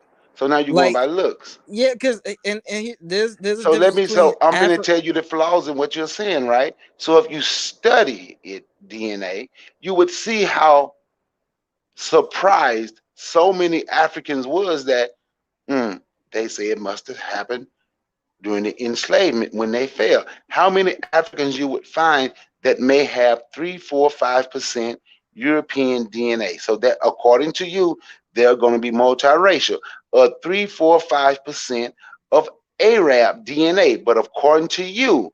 So when you start making these assertions and you haven't studied and you haven't looked at it and seen how surprised these people are to have that little bit of something in them because of what happened, right? So when you we're multiracial. So most black people in this country, I'm willing to say 98% of black people in this from that was born and raised here is going to be multiracial. I wouldn't argue And that. I'm willing to say about 60%, especially West Africa. All right, I actually, It's what? I gonna would not be, argue with you it's there. gonna, according to you, it's gonna be multi-racial. So once again, right? Who are these? Because those people will tell you they're not multiracial. See, you don't have the right to tell someone, well, just because they I raped just go you, off science, brother. I but just go okay, I'm off gonna say, science. but you don't have the right to tell a black person. Absolutely, I do. You should go ahead and say, forecast. Remember the show I did the other night? Black people's strange obsession to be next to what they say they hate. Remember I was talking about that the other night, forecast? It's a strange obsession. They claim they have so much hate for everything that the European has ever done to them. But even though they came in your house with guns, beat you down, kill your daddy, rape you, and now you have to turn around and say you are them too. You can't just be I who you never are. said I It's a was strange, anything, it's a brother. strange, it's a strange obsession of black people to want to have a connection to something they say they hate. It's a All right. strange obsession. You know what? You know what, brother? It's clear we aren't gonna see things, the same at the end of the day. And something I've thought about too is how I'm not gonna be addressing a lot of what red, black, and green people and pro blacks have to say about my views and stuff like that, because I honestly feel like it's a waste of breath, you know. And what But y'all you aren't on, always that's come cool, around. huh? But you come around a lot. Yeah. I mean, shit, man. Look, sometimes I just be wanting to, I don't What know, is the man. red black? What Y'all are does the cool red, people, black, and man. green Y'all are represent? cool Because you people. said I'm the not red, gonna black, lie, and man. green people. What does Y'all the are red, cool black, and people, green man. represent? What does the red, black, and green represent? The I African don't. people. Look, hold on, It hold on. actually it's a flag to unite black people. They All had right, a yeah. song in this country. Everyone has a flag except the coon. So the red, black, and green people, I'm going to tell you something. You might see some people wave the red, black, and green and truly misrepresent that. I will give you that. But when you say the red, black, and green people, and I'm someone who has studied and I wave the red, black, and green flag, I want you to understand. I'm not one of those people with the red, black, and green who gonna hate you or anything like that. But I ain't gonna let you be disrespectful either. But I'm gonna give you the reason the flag was created, because it was illegal for African people to raise the flag in this country. That's why they did a song. Everybody got a flag except a coon. So they created a flag so we could have I something remember that. for us to be proud of. But then it's, well, but since you're multiracial, that's nothing for you to be proud of. But you shouldn't call people the red, black, and green people. All right, I'll call y'all the pro blacks and Pan Africans then. How does that sound? I am pro-black, pan-African, revolutionary. So I want to talk. So where with the multiracials, where will I find them? I just kind of broke it down. Like, I feel like everyone, if you got part white in you, you're technically multiracial. But like I said, man, at the end of the day, it's clear we have different views. I go off science, and you go more so on, like, let's not claim, which is basically let's lie to ourselves and act like we fully black when you're not fully black. But at the end of the day, it is what it is, man. And something I Wait was a thinking minute. about too. Who said lie? Because everybody know what happened during the enslavement. So no, and I even Yeah, mentioned it. So who said anything about lie? well, the thing is that a lot of people from with your kind of mentality, they want to act like And what mentality is that? with the people who Proud to accept people proud to be like black? no people, well, that kind of, but also people who accepts people like Malcolm X, I.B. Wells, Huey P. Newton as African. You know what I'm saying? They ignore the fact that they don't have two black parents. And the thing is, with a lot of you people, y'all be the same ones talking about biracial people ain't shit, fuck them, they need to die. And You ever heard me say that? actually, you know what? I ain't heard you say that. I ain't So heard you so say so that. guess what you just did? Once again, you have grouped me with people because you said y'all. So you just group me with people. I don't say that. Guess what? I don't have a problem with biracial people per se. I have a problem because biracial people have historically sold out black Right. people historically. But would I say all of them? No. Do I blame a child or do I blame a person for who his or her parents are? No, I do not. No, I do not. If I tell you that I at one time didn't feel that way, but it didn't even have nothing to do with the person that was biracial, I don't have a problem. See, I'm not, see, you group me once again with people who would say biracial people. I have friends that's biracial. All So right. I would never say biracial people should. I actually have very good friends that's All right, biracial. my bad on that. My bad on that. That was my bad. I'm gonna be real. That was my bad for doing that, brother. And what I'm trying to do is learn you. Yeah, I said it the country way, learn you. So we can come to some type of understanding. Because you're only 22 years old. And I don't think you're completely old enough to be absolutely thrown away. Yes, everything I've said to you out of love. I wasn't saying it to throw you away. I wasn't saying it because I hate you, or even dislike you.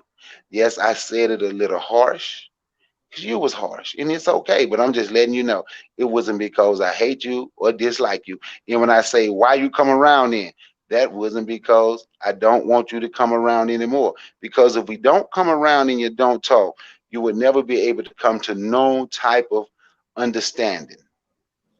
But for a 22-year-old to say their mind would never change, that means that 22-year-old think he or she knows everything. Nah, I don't know And everything. I honestly don't know. I can be real about that. I don't. but There's a lot of shit but I don't know. but but I'm just letting you know. It's not. I'm not saying don't ever come around. I'm not saying don't ever come to my channel. One night you came on my pound. I was gonna let you speak, but you fell out. I don't have a problem with that. But the only thing I'm saying is it's okay to listen. Whatever happened, whoever or whatever make you feel how you feel about black women, about being black, or whatever it is. And I know you're not the only person I hear say, well, they're multiracial. You have to claim that. No, I don't have to claim that. That's absolutely asinine. Saying I have to claim a rapist.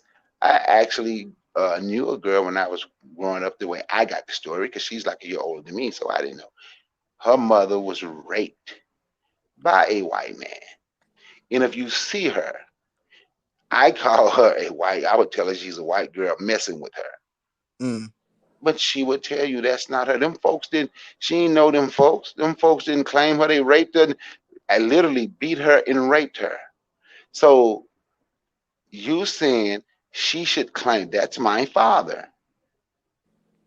That man is nothing. Just like folks can throw away their women, if you can throw away the black woman and say they ain't nothing, you don't want to deal with that.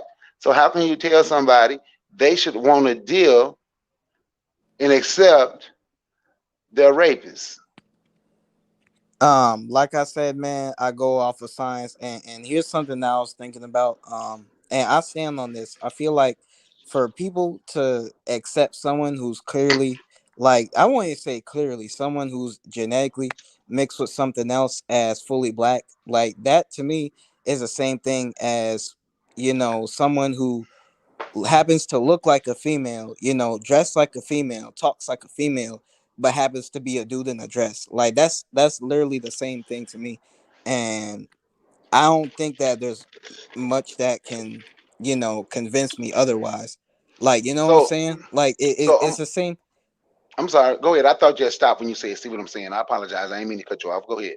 Yeah. We having Like a good to conversation. yeah.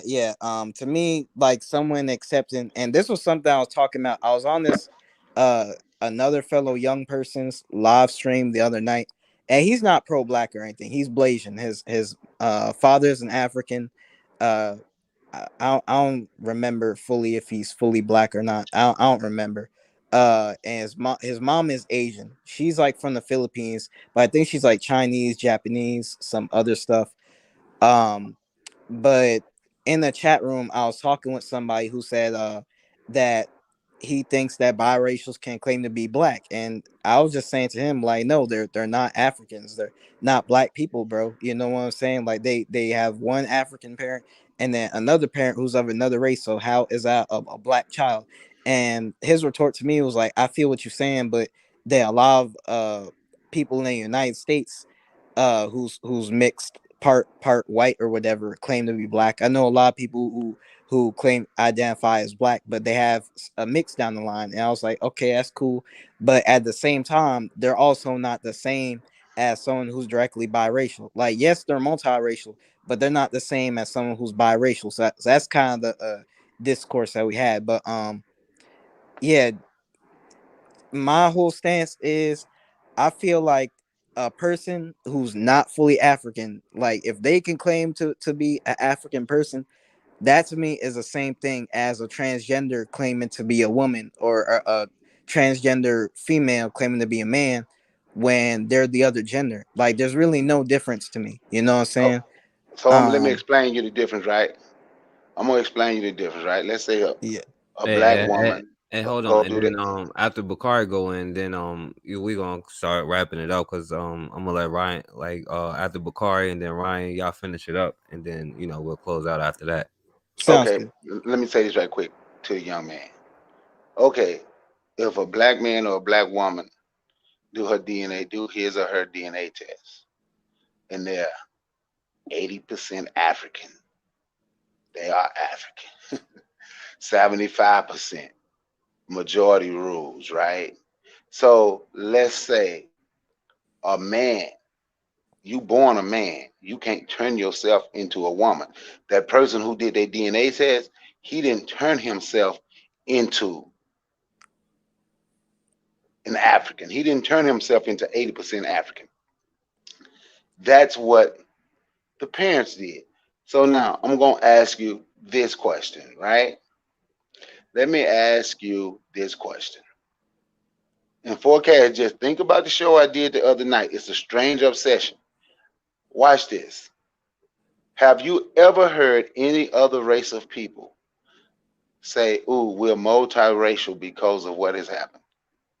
Well, I've heard them say, yeah, like you've probably seen the memes before, like when the white boy finds out he's 7% black. Yeah, I actually have heard like white people say we're black and shit like that. Well, So what was J. Edgar white Hoover? people, quote unquote white people say we're black. I've actually seen that quite a few times. I have.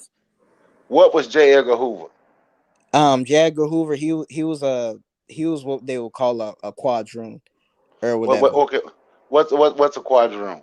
A quadroon, that's someone like who's 3/4 white and then a quarter black. So that's what J. Edgar Hoover was, from my understanding. Well, he didn't have a quarter black, but he did have some black in him. Do you think J. Edgar Hoover would ever say he was multiracial? I mean, obviously not, because he hated Okay, niggas. You know so what I'm now saying? watch this. My son, he's a freshman in college now, but when he was in the 8th grade, his teacher did her DNA test. She was 2% African, 98% European. So according to you, she should say she's multiracial. I mean, if the DNA, because that's the other thing too, brother. Like some of these DNA companies be funky, you know what I'm saying? So that could have been a lie, that could have been capped, you know what I'm saying? But if that is true, if she has a Negro in the family tree, like technically she would just be someone who's more Caucasoid than anything, you know what I'm saying? So But she's gonna be a European person. She's not multiracial. 98% European, 2% African. I'm sorry, it was 1% African, 1% Asian. That would not, that woman is European. And I'm gonna say it again. You hear black people using this strange obsession to want to be next to the people that they claim they have all of this disdain for. It's a strange obsession. We hate them, but we got to claim them. We hate them, but they part of us. We don't like them, but we them too. It's a strange obsession. It's confusing to a lot of people. It's absolutely confusing. Forecast said I'm gonna use his words. He didn't say it about this, but it's a sickness, not Stockholm syndrome. I don't know. I guess this would be the United States syndrome, American syndrome, not Stockholm, but enslavement syndrome, because it's a strange obsession. So it was Booker T. Washington. What was he? But oh yeah, he was a biracial dude. Yeah, He was so how did he become biracial? Now he was his did you read his book Up from Slavery? Nah, I ain't read none of them conscious books, man. Like I ain't read none of It's them. not you haven't read the conscious books. You're not around, you really don't be around people who truly represent the red, black, and green represent Garveyism, or represent what someone who's truly pro-black is. But you sure have a lot of negative things to say I about it. have actually. I've been in a whole community full of them. So you're actually wrong there. I've been around them in person. Oh, and here's another thing I forgot to tell y'all too. One of my producers, he's a part of the Fruit of Islam, you know what I'm saying? And something I love, and I don't rock with NOI like that, but they're establishing chapters throughout Connecticut. Like he's been working with the ones up here in Hartford. Well, not here, you know what I'm saying? Because I'm not from Hartford. I'm from Norwich, but he's been up in Hartford. They're also establishing one in New London. So I think that's really dope. And you know, I just think that that's dope, and that's kind of why I'm on. But you can continue with whatever you're saying. No, that was I don't know nothing about the Fruit of Islam and what they're establishing. That's good if they're gonna establish some and help black people. But from my experience and what I know about them, they only help you if you're a nation of Islam. Mm. That's from my experience and what I know of. It's other people who may know different, but I'm not a part of the Nation of Islam. I don't. But that's good for them. I did used to eat their bean pies, but they can't even get the bean pies. They can't get all the ingredients. Since the pandemic, they can't get all the ingredients. The bean pies ain't no good no more. I used to eat the hell out them bean pies if you never. But you know what, young man? I'm gonna tell you again. You're 22. I think that's what you said. If you're older than Yeah, that I'm 22. or younger than that, my bad. It's okay to listen to people who have lived and who ain't speaking no hate toward none of they folks. I just don't deal with certain things like the stuff you see on YouTube, all the drama and banging and the N word, calling black men the N word and black women B's and H's. I even say that on my channel before I do any show. Now I had to start doing it because people was still, we ain't banging, we ain't calling nobody the N word, we ain't doing none of that. We coming here with self-respect and self-love, and that's what we are dealing with. We all need healing, and it's impossible not to need healing with everything we have gone through in this country. But I'm not going to take out my frustrations on my women,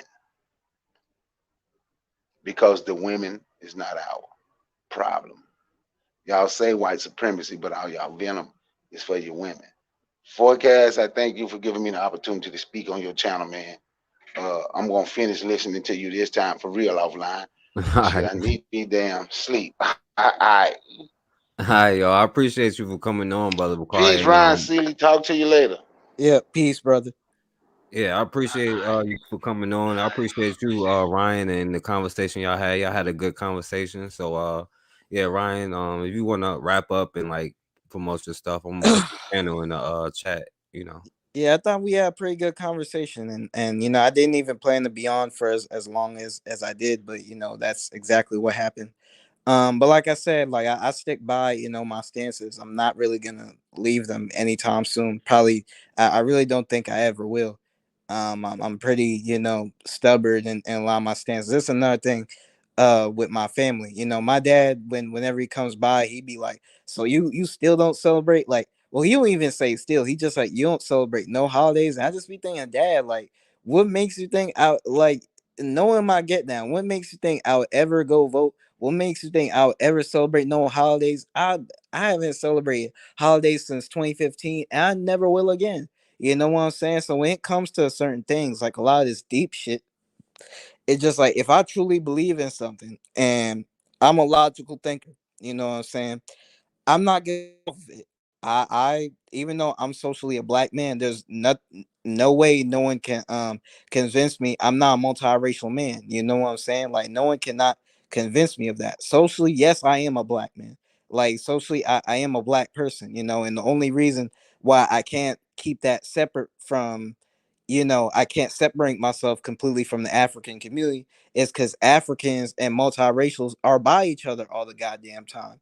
You know what I'm saying? And even some of these Hispanics are connected to Africans. So as much as I would like to keep you know, my people separate from Africans, it's like damn near impossible to do, man. You know, well it is like really impossible to do. You know what I'm saying? I won't even say damn near, it's impossible to do. You know what I'm saying? So as much as I would like to do that, I can't. You know what I'm saying? But yeah, like I said, man, I'm finna push forward with this music stuff, and like I was saying I was gonna do earlier, I'm finna go do what I gotta do, then listen to some music, listen to some of this new music out here. Uh, at some point in the future, I plan on doing a lecture about black film and television, because no one has really broken down a lot of these different shows before. I've never seen no one break down the Shaka Zulu TV series and its racist messages. Haven't seen no one really break down these different shows people like Static Shock, Mark. Well, I've heard a little bit about Martin, but none of these things in the full detail. So I plan on doing that. I plan on getting to television. And just really doing great stuff out here, brother. Because it's too many people. Like I said, each day I see these young males out here, throwing their lives away for nothing. Even these older people, like mothers killing their kids, fathers killing their kids, all that, or vice versa. And I know for a fact I'm not going down the path of shooting or killing anybody. I don't agree with that lifestyle. And society as a whole, especially really the black community, needs to get off this thing of where if you're talking about something, you should be murdering people, you should be shooting rivals and things like that. That shit is trash, especially with everything going on out here, like kids being kidnapped and raped and molested, sex trafficked. It's like your whole focus is to go kill somebody because of something they said about you, or for a block that y'all don't even know. That shit is fucking corny. You know what I'm saying? But to wrap things up, that's just a little bit about what I have going on in the future. I plan on getting things rolling definitely by January 2022. I'm finna really I'm finna blow up in 2022. Finna get the ball really rolling, because no, isn't no disrespect to working class people or folks who've been chilling for a long time, but for me, I'm impulsive, man. Like I can't just be a regular person. I can't sit down and be regular. I gotta get out here and change the world and be an important person. Because I just can't sell for being regular. I don't like waking up each day, no notifications, ain't got no friends, none of that. Nah, man, I'm not with none of that. So 2022, I'm a really be making a true man of myself. I'm gonna be doing a lot of great things, progressive things, productive things, not throwing my life away. And I thank you for letting me on, brother Forecast. I thank you for letting me on tonight. Yeah, I appreciate you for coming on, my brother, and talking to Bakari, and I appreciate Bakari for coming on, talking to you. It was a good conversation, you know what I'm saying, and definitely look out for my young brother, and I don't know if you want to stay, like you can stay on here, but I might just go on the rant just to close it out, you know what I'm saying, but I'll say this about the conversation that y'all had, like as far as Bakari, I would still call this young brother a young brother, you know what I'm saying?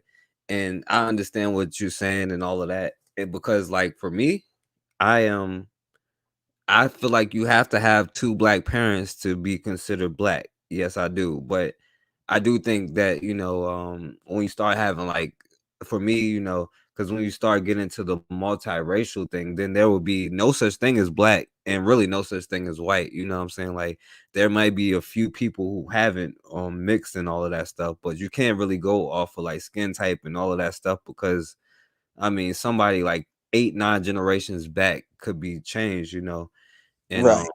the only thing I'll say, like at 22, that's why I like, you're a young brother and you way smarter than I was at 22. So I gotta give you that. Man, a lot of people say it, Dr. Mayat, like, because I be in Dr.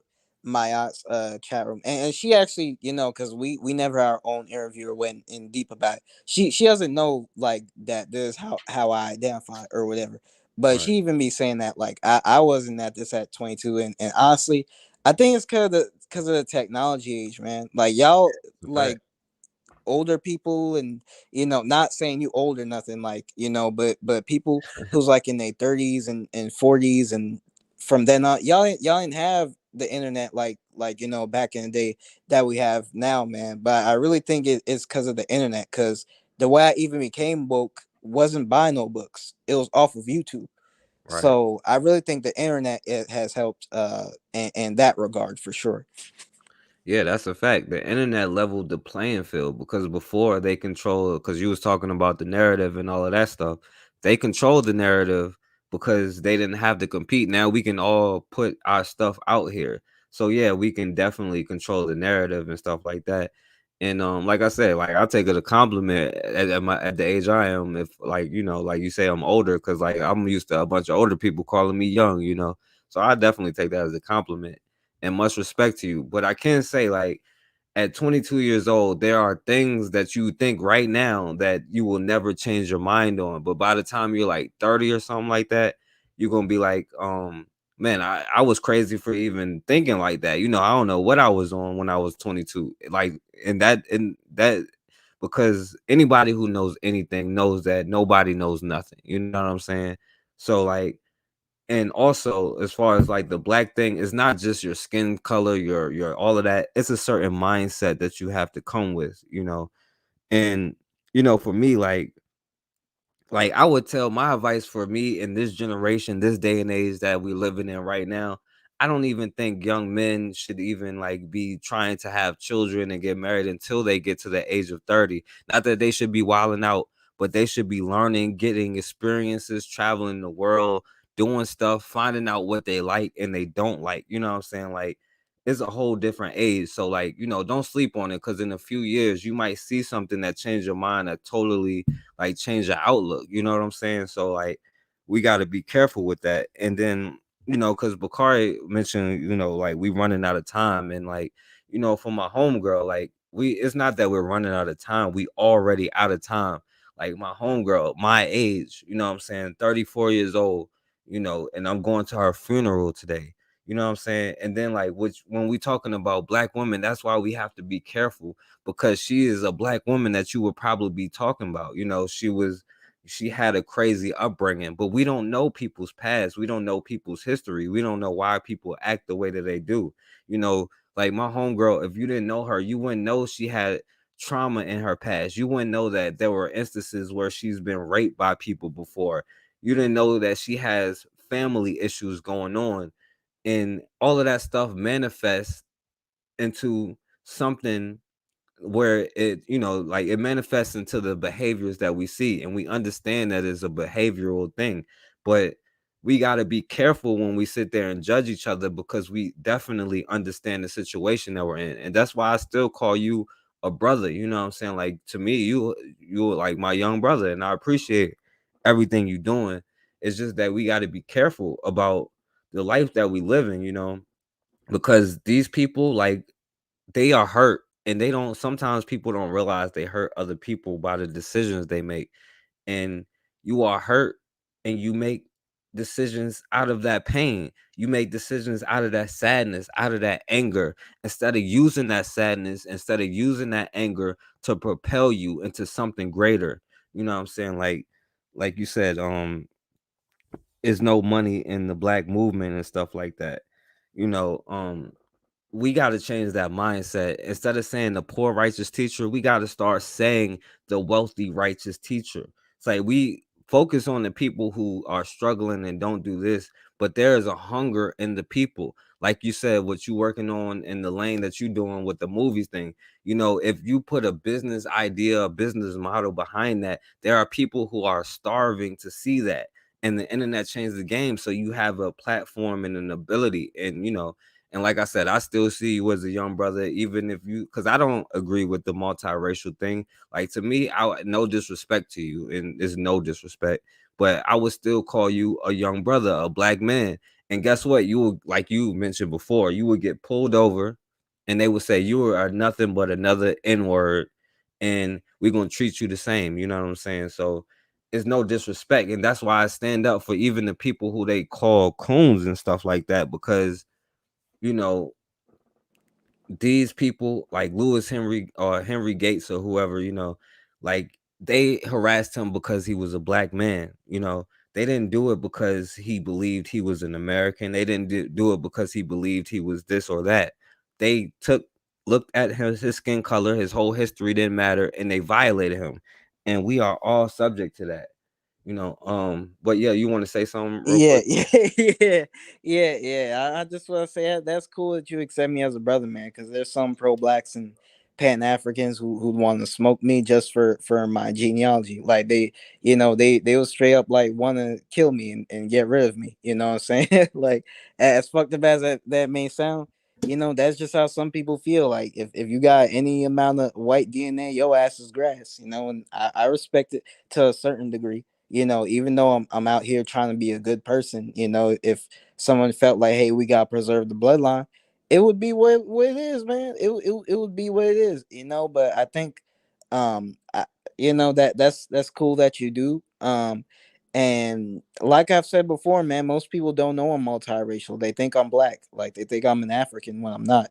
Like when I've been pulled over by police, they didn't put multiracial on the and there's just because of the caves how racist they are, you know what I'm saying, by nature. They didn't put multiracial or not, didn't ask if I had white DNA. They just seen my phenotype and thought I was black. But every race of people has done that to me, you know what I'm saying? Whites and Hispanics and blacks, like they just looked at me and thought I wasn't African, you know what I'm saying? And this kind of there's something I've talked about before, which I won't get too much into, but like almost everybody is racist, bro. One way or another, everyone is racist. Like the only people, um, I won't say like blacks can't be racist, but they can't practice racism. Like blacks can have, preconceived But, views. but Ryan, let me say this because Yeah. I know you might have something to say about this. I would say that black people aren't even prejudiced because prejudice means to prejudge. At this point, we're not prejudging no more. We are making decisions based off our lives being at threat because, like you said, you would get pulled over because they would see you as an African. So I don't call it like that's just me. I wouldn't even call it prejudice because prejudice mean to prejudge. We're not prejudging, and we didn't make it this way. Right. Right. But yeah, like yeah, but everyone else I guess I say who's like, I'll say on the Neanderthal side, people who's Neanderthal leaning, you know what I'm saying? Uh One way or another, they're gonna be racist in this society, you know what I'm saying, and are gonna have, a preconceived, like, you know what I'm saying, kind of view of things, And I was about to say black people can too. Um and I think to a certain degree, like at least when it comes to me, like African people thinking I'm one of them, or look at me and they think that I'm one of them or whatever. And when I tell them I'm mixed with something and they laughing, that's all still a form of programming to me, like societal programming, and people who are kind of ignorant, you know what I'm saying? So while I honestly say is that in this society, this American society with 3Ks, um everyone has been brainwashed one way or another to think a certain way based on so or not even just necessarily brainwashed, has been programmed to think a certain way based on this society and has been taught to view things a certain way, you know what I'm saying? Oh, and one last thing, man. uh the American flag, I think that's something that Africans should not fuck with at all. I just think I'll throw that out there, man. Because one thing I'm gonna be doing promoting heavy is the African American flag. You know what I'm saying? Uh, because I've felt this way for a very long time, man. Very long time. I never understood like why blacks wear this flag of the same people who hate them. That's something that I feel folks should do. Like I know that was mad random, but I was just thinking about that too, man. Right. Like folks really need to start repping their heritage properly. Like for me, as someone who doesn't claim to be Pan-Africanist or none of that, the three flags I'm gonna be representing, which are connected to my bloodline, is the Trinidadian flag, of course. It's the African American heritage flag, which is just real gangster. It's red, black, and yellow, got a sword in the middle. Then it's the Haitian flag. Ryan, you connect to the other side scene. I don't know what she's talking about. No, she's Um just trying to say like you connected like to your other side of your family, that's all. But I was just but go ahead, finish what you were saying. Yeah, and the other flag I like is the original Haitian flag, and I allegedly have some Haitian family members. I'm gonna represent the original one, which isn't the red and blue. Uh, like the red and blue Haitian flag, a lot of people be wearing. That's influenced by the French. You know, the red, white, and blue. Those colors, like black folks shouldn't be fucking with. Period. You know what I'm saying? So I'm gonna be trying to represent. Papa Doc, you know, his flag, which was about racial unifying colors and shit like that. I'm gonna be wearing the hoodie. Like there's some Haitian hoodies that are out here of the Duvalier flag. So I'm gonna be representing that. So that's how I'm gonna choose to represent my pride. You know what I'm saying? Because those are countries that I all three of them I have connection to. Trinidad, the United States, of course, through my mother, you know, the FBA side, foundational Black American or African American side, whatever you want to call us. And then on my father's side, where I allegedly have Haitian ancestry. You know what I'm saying? Um, but yeah, other than that, man, I appreciate, you Well, know, the fact. hold on, because you know, Yeah. like, and like I said, I want to say that, and don't, because this will be the last question, because I gotta get off here soon, Right, you know. right. But like, and like I said, like, I know people will probably be mad at me. I call you my young brother, because to me, I still see you as like a young brother. But you know, like when you talk about the African American flag, you know, but you was like you figure like a lot of people in America is mixed, like Bakari said, 98% of black people would be multiracial. So like, could like multiracial people still fly an African American flag? Like if you say African American? Well, I mean, and here's the thing with the multiracial stuff. Like as long as someone is you know at least half black, I think that's appropriate and it makes sense. You know what I'm saying? Because they got enough nigga in them, like where you know you can see the afro. You know what I'm saying? Or even if you can't, man, it. Oh, and here's another thing too. To what Bakari was saying, and I was gonna show you this before, but I chose not to. Um, the proof that I'm multiracial is in one of my siblings. One of my siblings, you know, who my father, he had two kids by another woman after my mom died. You know what I'm saying?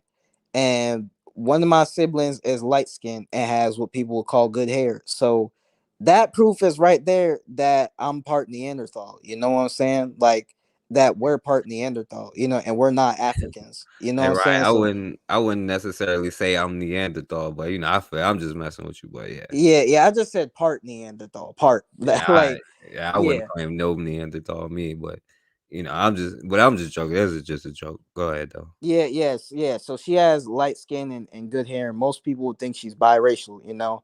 And I know some folks like that who have European and African features, but they're predominantly black, like you know, 60 some percent black or saying some percent black. So going to what Bakari was saying earlier about claiming, it's not about claiming for me, bro. It's about science. You know what I'm saying? Scientifically, I'm not an African. I'm a multiracial man, and uh what you were saying earlier about how there's certain things I'm gonna not believe 10 years from now. I know for sure that that might be a possibility, but as far as the you know things like this, I just can't see a world in where I would say I'm an African or I'm a black person where clearly I could look at my sister like the proof is in the pudding. I look at her features, she still got European features showing.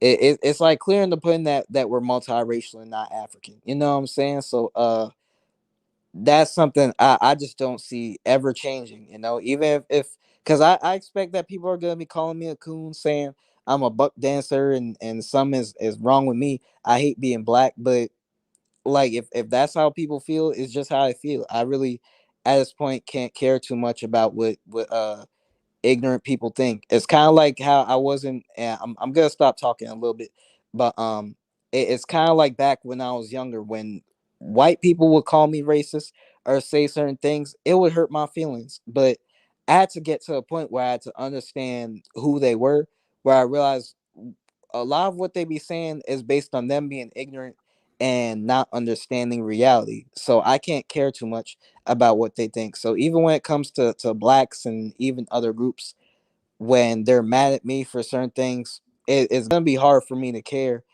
if they're coming from a place of ignorance and who don't study genetics and history. But yeah, that's all I really have to say, man. I'm finna go in and listen to this brother out of Florida, and I think.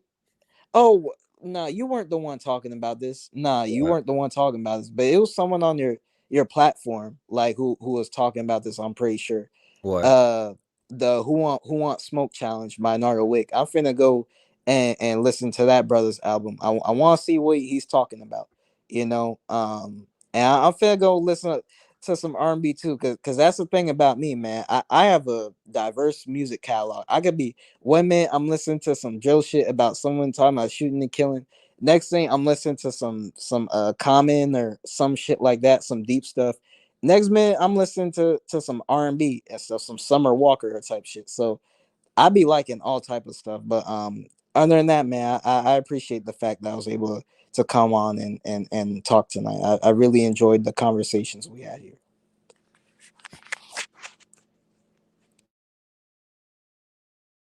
All right, yeah, Ryan, I appreciate you for coming on, and yeah, we've been on here for 2 hours, so I appreciate you for coming on and putting your views out there. You know what I'm saying? Like, no matter if people criticize them or whatever, because we ain't gonna get nowhere unless we start having these conversations. So, like I said, I appreciate you for coming on, but also, like I said, like that stuff has to be an identity, a mindset that we're proud of. You like I said, like I probably won't agree with you. Like when I was 22, like even though I wasn't extreme like Tommy Sotomayor or nothing like that, I didn't never had a hatred, or I ain't gonna say a hatred, but I've never preached against or talked against black women. But I also um realized that how I thought, and I at that time I was like, no, I'm right. I know what I'm thinking.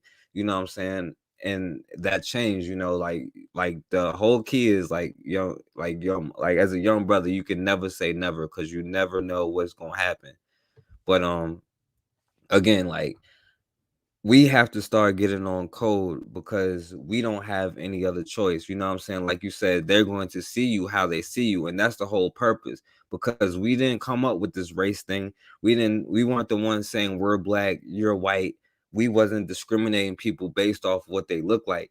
But this is a system that we actually have to adapt to, because if we don't, then we're going to keep perishing, and we have people that are too young to keep perishing.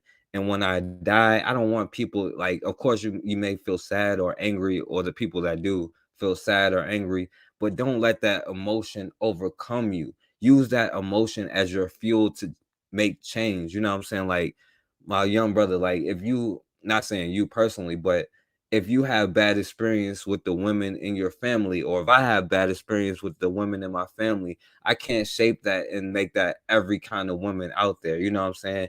And if I got robbed by a black man, I can't say all black men are thugs and criminals, because then I'm implicating myself.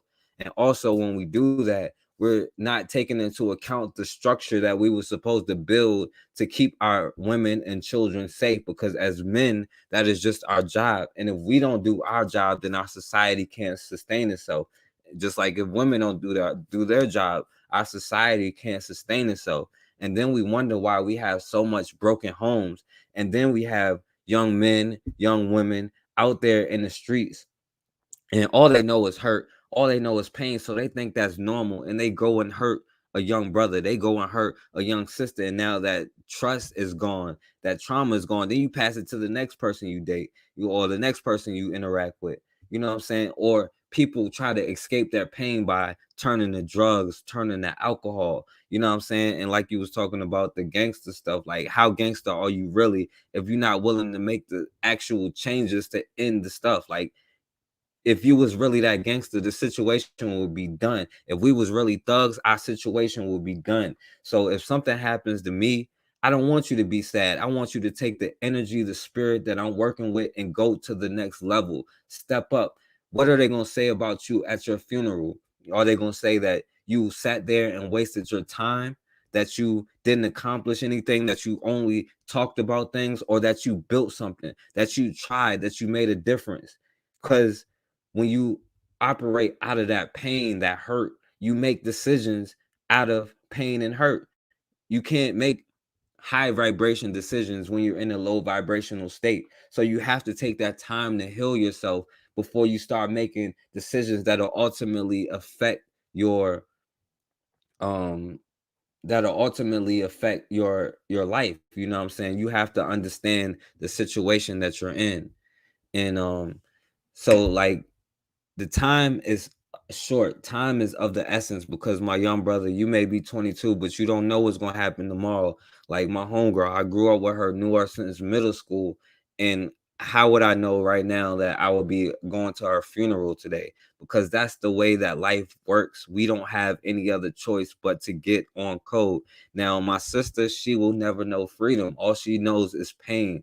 And the decisions that she made reflects that in her life. But looking on the outside, you would be like, oh, she's just another black bee, a black hole, like in the streets and all of this kind of stuff.